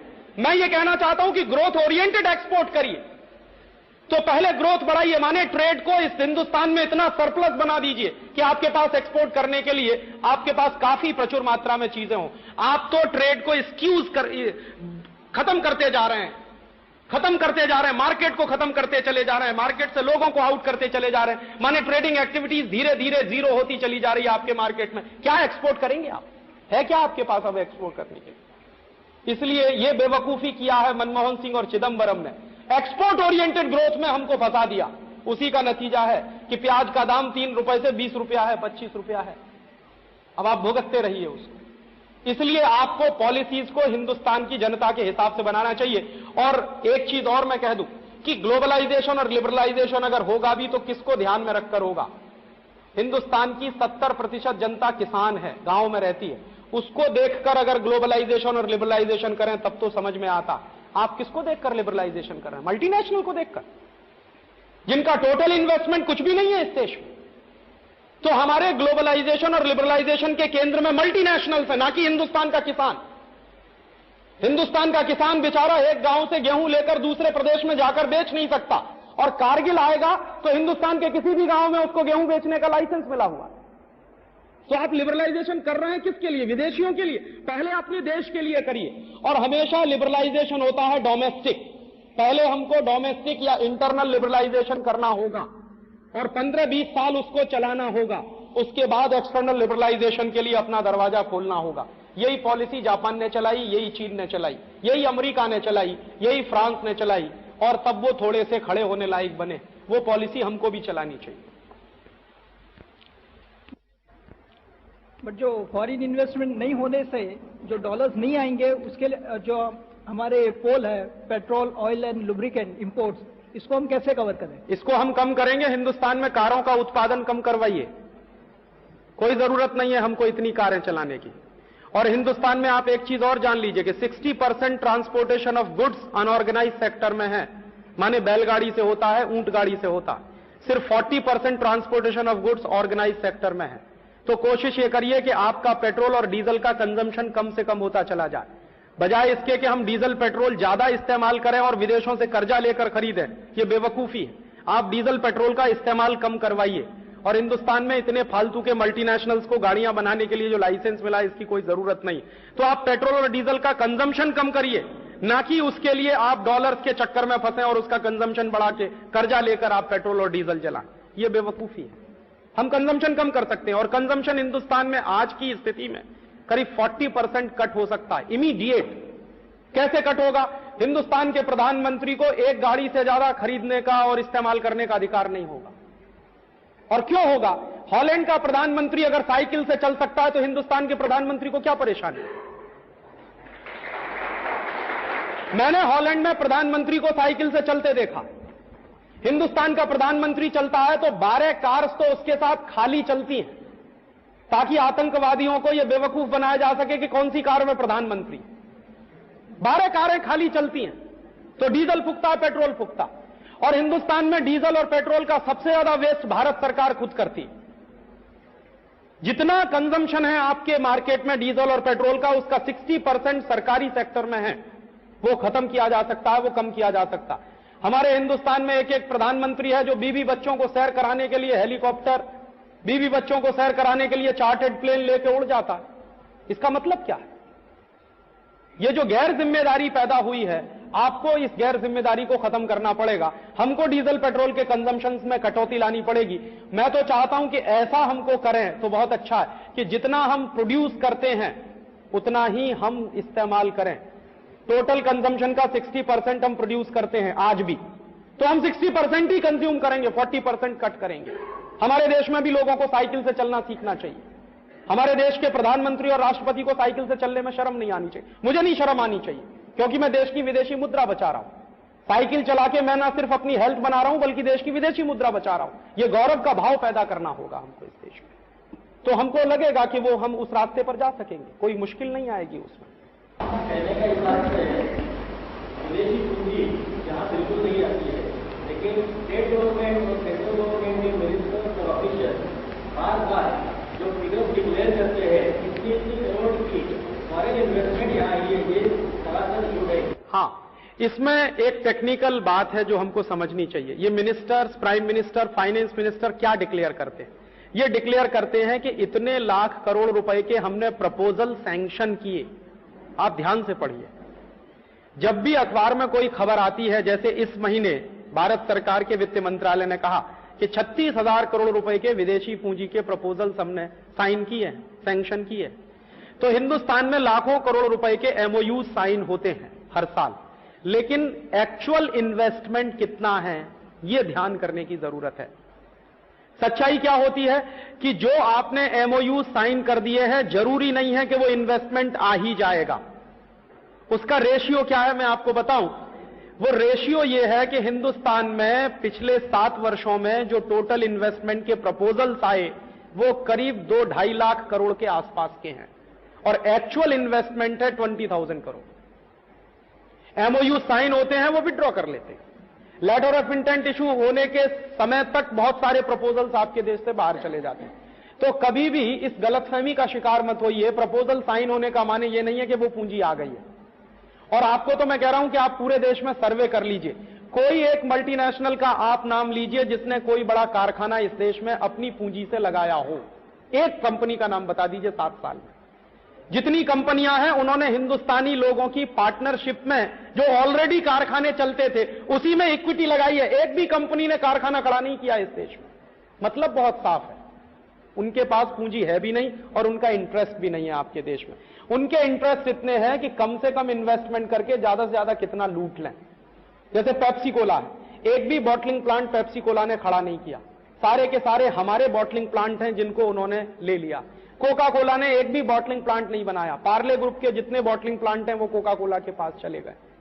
तो एक्चुअल वो कुछ भी खड़ा नहीं कर रहे हैं। जनरल मोटर्स ने किया क्या? हिंदुस्तान मोटर्स के कारखानों पे कब्जा किया, और क्या किया है उन्होंने? एक भी मल्टीनेशनल ऐसा नहीं है जिसने पिछले 7 वर्षों में कुछ खड़ा किया हो इस देश में। मैं तो क्लोजली मॉनिटर कर रहा हूं कि देखें कोई आता है क्या करता है। वो कुछ नहीं कर रहे हैं, वो जॉइंट वेंचर में आ रहे हैं, आपके कंधे पर रख के बंदूक चला रहे हैं, क्योंकि उनको भरोसा नहीं है। उनको मालूम है कि हिंदुस्तान में कार बिक नहीं सकती ज्यादा, उनको मालूम है। तो सीएलओ ने एक रात में 1.5 लाख 2 लाख रुपया दाम गिरा दिया अपनी कार का। 7 लाख रुपए से 4.5 लाख पे आ गए, तो भी नहीं बिकेगी वो, क्योंकि हिंदुस्तान की जनता में आप 20 करोड़ परिवार हैं, 20 करोड़ कार खरीदवा नहीं सकते हिंदुस्तान के लोग। और गलती से खरीद भी ली तो हिंदुस्तान की सड़कों की कुल लंबाई इतनी नहीं है जिस पे 20 करोड़ कार खड़ी की जा सके, वो समुद्र में ले जानी पड़ेगी आपको। कोई और क्वेश्चन? हाँ जी, इसमें खर्चा बहुत होगा।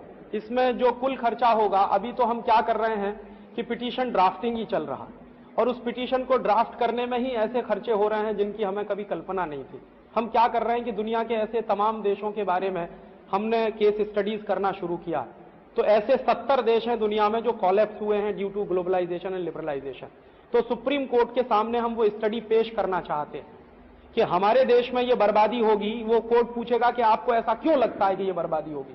तो हम ये सिद्ध करना चाहते हैं कि ये 70 देश बर्बाद हो चुके हैं इस रास्ते पर जाके। तो हमको उन सभी देशों के स्टैटिस्टिक्स इकट्ठे करने पड़ रहे हैं और उसके लिए बहुत सारी इंटरनेशनल एजेंसियों से हमको मदद लेनी पड़ रही। कुछ एजेंसियां हैं जो थोड़े से दोस्ती के भाव में मदद कर रही हैं, लेकिन बाकी सभी एजेंसियां प्रोफेशनल्स हैं। तो छोटी छोटी इंफॉर्मेशन लेने के लिए भी पैसे हम लोगों को खर्च करने पड़ जाते हैं। तो एक तो खर्चे ही हैं। फिर दूसरा, जब डिबेट चलेगी तो हिंदुस्तान के बेहतरीन से बेहतरीन दिमाग को हम वहां खड़ा करना चाहते हैं। तो कुछ वकील हैं जो कहते हैं कि ठीक है हम लड़ेंगे, लेकिन कुछ वकील हैं जो कहते हैं कि अगर ये केस हमको लड़ना है तो हमको 6 महीने की प्रैक्टिस छोड़नी पड़ेगी। ईमानदारी से वो कहते हैं कि ये इतना डीप है, इतना गहरा है कि इसको जब तक पूरा ऊपर से नीचे समझा नहीं जाएगा हम आर्ग्यू नहीं कर सकते कोर्ट में। तो कुछ लोग इशारे से कह देते हैं, कुछ इनडायरेक्टली कहते हैं राजीव भाई फिर उसका कुछ देखना पड़ेगा आपको कि अगर हम 6 महीने की हमारी प्रैक्टिस छोड़ें। तो कुछ तो उसमें नेशनलिस्ट हैं, 2-3 वकील हैं, लेकिन सब नेशनलिस्ट नहीं। मैं चाहता हूं कि एक पैनल पूरा वकीलों का वहां खड़ा हो। और तीसरा, इस काम को एक अंजाम तक पहुंचाने के लिए जो सबसे महत्वपूर्ण काम है वो ये कि कोर्ट जो होता है वो पब्लिक ओपिनियन पर चलता है, क्योंकि जो जज बैठा हुआ है वो आफ्टर ऑल एक ह्यूमन बीइंग है। देश में कहां क्या घटित हो रहा है, अखबारों में क्या छप रहा है, लोगों के बीच में क्या हलचल है, क्या डिबेट चल रही है, उसका असर उस पर होता। एक मेरे मित्र हैं, जज हैं, जो सुप्रीम कोर्ट से रिटायर होकर आए, तब उन्होंने मुझे बताया कि राजीव, पूरे देश में जितनी ज्यादा डिबेट चलेगी उतना ही कोर्ट को अपना फैसला देने में सुविधा होगी। तो तुम चाहते हो कि कोर्ट का फैसला तुम्हारे पक्ष में आए, इसके लिए बहुत जरूरी है कि तुम पूरे देश में इस बात पर नेशनल डिबेट चलाओ। तो उस डिबेट को चलाने के लिए ही हम लोगों ने ये कैसेट्स निकाले हैं, पुस्तकें निकाली हैं, पैम्पलेट निकाले हैं, लेकिन ये पर्याप्त नहीं। देश बहुत बड़ा है, तो उस काम में हमको बहुत जरूरत है आर्थिक मदद की। गांव गांव में ये पहुंचे, गांव गांव में हमारा पैम्पलेट पहुंचे, गांव गांव में पुस्तिकाएं पहुंचे, लोगों की भाषाओं में पहुंचे, गुजराती में, मराठी में, ये नहीं कि अंग्रेजी में पहुंचे। तो उसके लिए एक बड़ी टीम तो है हमारे पास, लेकिन उस टीम को मोबिलाइज करने के लिए फंड की बहुत क्राइसिस रहती है। उसके 2 कारण बहुत स्पष्ट हैं। पहला कारण कि हम किसी पॉलिटिकल पार्टी से नहीं जुड़े, अगर जुड़ जाते तो शायद आसानी हो जाती, और इसलिए हम नहीं जुड़े हैं कि किसी का भरोसा नहीं है। आज वो एक बात कह रहे हैं, कल को क्या कहना शुरू कर देंगे, भरोसा नहीं कर सकते। तो वो हमारी एक बड़ी कमजोरी है। और दूसरा, हम किसी बड़े घराने से भी नहीं जुड़े। हिंदुस्तान में जो स्वदेशी घराने हैं उनसे भी हम नहीं जुड़े। तो ये दोनों कारण होने के वजह से हम लोगों को फंड की क्राइसिस रहती है। लेकिन तमन्ना है, मन में संकल्प है, और हम मानते हैं कि संकल्प पहली पूंजी है, बाकी चीजें सेकेंडरी होती है। तो संकल्प बनाने की कोशिश कर रहे हैं, पूंजी शायद इस देश में जुट जाएगी। तो उस दिशा में आप जैसे लोगों की मदद चाहिए, जो आप खुली मदद करें, आप सबका स्वागत है। जी, हमारा एक ट्रस्ट है नई आजादी के नाम से, रजिस्टर्ड है, तो उस नाम से आप कर सकते हैं। हाँ, एक और तरीका है हम लोगों की मदद करने का, डायरेक्ट जो मदद होती है। हमारी एक मैगजीन निकलती है, उसका नाम भी नई आजादी है, उसी के नाम पर ट्रस्ट है। तो नई आजादी की जो मेंबरशिप है वो आजीवन 500 रुपए की है। तो जितने ज्यादा लोग मेंबर्स बनेंगे उतने ज्यादा लोग हमको पैसे का कंट्रीब्यूशन भी करेंगे, और उनके घर में वो नई आजादी भी जाएगी। तो वो ज्यादा से ज्यादा घरों में जब नई आजादी जाएगी तो यही डिबेट नई आजादी में हम चलाना चाहते हैं, तो वो भी चलाने की कोशिश है। और फिर एक समय ऐसा भी आएगा कि शायद हमको अपने ऑर्गन्स खड़े करने पड़ेंगे। आज हमारे पास अपना कोई ऑर्गन नहीं, माने नेशनल लेवल का न्यूज़पेपर नहीं है। हो सकता है इस डिबेट को चलाने के लिए हमको अपने ऑर्गन्स खड़े करने पड़े, इलेक्ट्रॉनिक मीडिया में भी और प्रिंट मीडिया में भी अपने ऑर्गन्स खड़े करने पड़े। वो जब होगा तब देखा जाएगा, लेकिन अभी तो जो शुरू करना है उसी की कोशिश में हम हैं।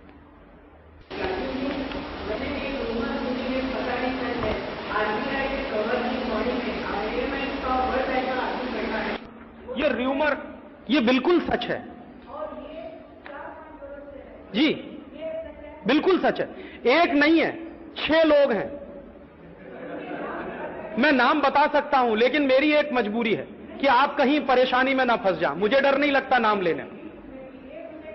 कंफर्म 6 लोग हैं, और वो 6 लोगों का ऑफिस अगर आपको देखना हो तो कभी आप मेरे साथ दिल्ली चलिए, साउथ ब्लॉक में जहां प्राइम मिनिस्टर बैठता है उसके ठीक सामने उनका ऑफिस है, और वो क्लोजली मॉनिटर करते हैं आपके बजट को। राउंड द क्लॉक मॉनिटरिंग उनकी चलती है। 6 लोग हैं, एक नहीं है।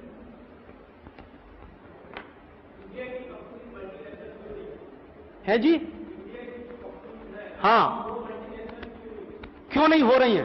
उसके दो कारण हैं। पहला सबसे स्पष्ट कारण है कि आपके देश में आपको काम करने के लिए 14-15% के इंटरेस्ट पर लोन लेना पड़ता और मल्टीनेशनल कंपनियों को काम करने के लिए 3-4% पर लोन मिल जाता है। सबसे बड़ा कारण है कि आपके देश में इंटरेस्ट के रेट दुनिया में सबसे ऊंचे हैं इस समय भी। सबसे बड़ा कारण यह है। अब आप उससे तुलना कर लीजिए अपनी कि कोई कंपनी आई है, उसको 3% इंटरेस्ट पे $100 बिलियन मिलेगा और आपको 15% के इंटरेस्ट पे अगर $1 बिलियन भी मिलेगा, तो आप कल्पना कर लीजिए कि आप दौड़ेंगे कैसे। एक बात। दूसरी बात, हर मल्टीनेशनल के सपोर्ट में उनके देशों की सरकारें खड़ी हुई हैं। दुर्भाग्य से यह हमारे देश में नहीं है। आपको मैं बता दूं, एक छोटा सा केस हुआ एनरॉन का, पूरी अमेरिकन गवर्नमेंट हिंदुस्तान में खड़ी हो गई आके। जैसे ही यहां यह हुआ कि एनरॉन का एग्रीमेंट कैंसिल किया जाएगा, अमेरिका का ट्रेड रिप्रेजेंटेटिव, अमेरिका का कॉमर्स सेक्रेटरी, अमेरिका का फॉरेन ट्रेड सेक्रेटरी सब हिंदुस्तान में आके हाजिर हो गए। सिर्फ एक एनरॉन, और एनरॉन प्राइवेट कंपनी है, अमेरिकन पब्लिक सेक्टर की कंपनी नहीं है। तो अमेरिका की एक कंपनी के लिए पूरी गवर्नमेंट खड़ी है प्रोटेक्शन के लिए। आपके देश में ऐसा नहीं है। और तीसरा एक और कारण है कि हर मल्टीनेशनल कंपनी को उनकी पॉलिसीज बनाने में आईएमएफ, वर्ल्ड बैंक के तमाम अधिकारियों की मदद मिलती है। या इसको ऐसे कहूं मैं कि मल्टीनेशनल के लोग आईएमएफ, वर्ल्ड बैंक में भी हैं और उनके लोग मल्टीनेशनल्स में भी हैं। म्यूचुअल हर इंफॉर्मेशन उनको मिलती रहे। जैसे मैं आपको एक उदाहरण दूं, आईएमएफ को पता था कि हिंदुस्तान में 1 जुलाई 1991 को 23% डिवेल्युएशन होगा। यह खबर उन्होंने 3 दिन पहले अपनी तमाम कंपनियों को बता दी। तो उन्होंने हिंदुस्तान में क्या किया, डॉलर उठा लिया मार्केट से और 2 जुलाई को वही डॉलर लेके आए आपके मार्केट में फिर। तो हर एक डॉलर पे उन्होंने 23% का मुनाफा कमाया। ये वो करते हैं, इनकी तुरंत सूचना उन कंपनियों को मिल जाती है। ये सुविधाएं आपके देश में नहीं है आपकी कंपनियों को। तो इसलिए आपके देश की कंपनियां वैसी बन नहीं पाई, बहुत कोशिश करने के बाद भी नहीं हो पाई। उसके ये 3 बड़े कारण हैं। छोटे छोटे और भी बहुत सारे कारण हैं, लेकिन ये 3 मुख्य कारण। जी जी, यदि ये कारण दूर करने के लिए ज्यादा एफर्ट किए गए, बिल्कुल करने चाहिए। मैं तो मानता हूं, मैंने आपसे स्पष्ट कहा कि दुनिया में बिना प्रोटेक्शन के कोई भी ट्रेड जिंदा नहीं रहता। तो हमको भी प्रोटेक्शन देना पड़ेगा हम अपने उन सेक्टर्स को जो अभी भी अमेरिका की कंपनियों के समकक्ष नहीं है। और आपने ही कहा अपने उदाहरण में कि एक कंपनी आए जिसका टोटल ट्रेड जो है आपके सरकार के बजट से ज्यादा हो, तो उसके साथ आप कॉम्पीट कैसे करेंगे। तो जहां पर आपका ट्रेडिंग सेक्टर या मैन्युफैक्चरिंग का या आपकी एंटरप्रेन्योरशिप अभी डेवलप हो रही है, वहां प्रोटेक्शन देना ही पड़ेगा। और जहां पे हो चुकी है वहां प्रोटेक्शन देने की उतनी जरूरत नहीं पड़ेगी। बिना प्रोटेक्शन के दुनिया में कोई भी ट्रेड नहीं चलता। हर देश में यही हुआ है, हमको भी करना पड़ेगा। राजीव जी, बहुत लोगों का मानना है कि अगर मल्टीनेशनल इस देश में नहीं आएंगे तो टेक्नोलॉजिकल ग्रोथ नहीं होगा। हाँ, इसमें बस 1 मिनट में जवाब दे दूं क्योंकि मुझे एक दूसरे व्याख्यान के लिए जाना है। टेक्नोलॉजी का जितना डेवलपमेंट होता है वो अपने लेवल पे होता है। कोई भी मल्टीनेशनल आपको टेक्नोलॉजी नहीं देता। जैसे मैं उदाहरण आपको दूं, हमारे देश में क्रायोजेनिक इंजन बनाने की टेक्नोलॉजी नहीं थी। हमने 3 मल्टीनेशनल को अप्रोच किया।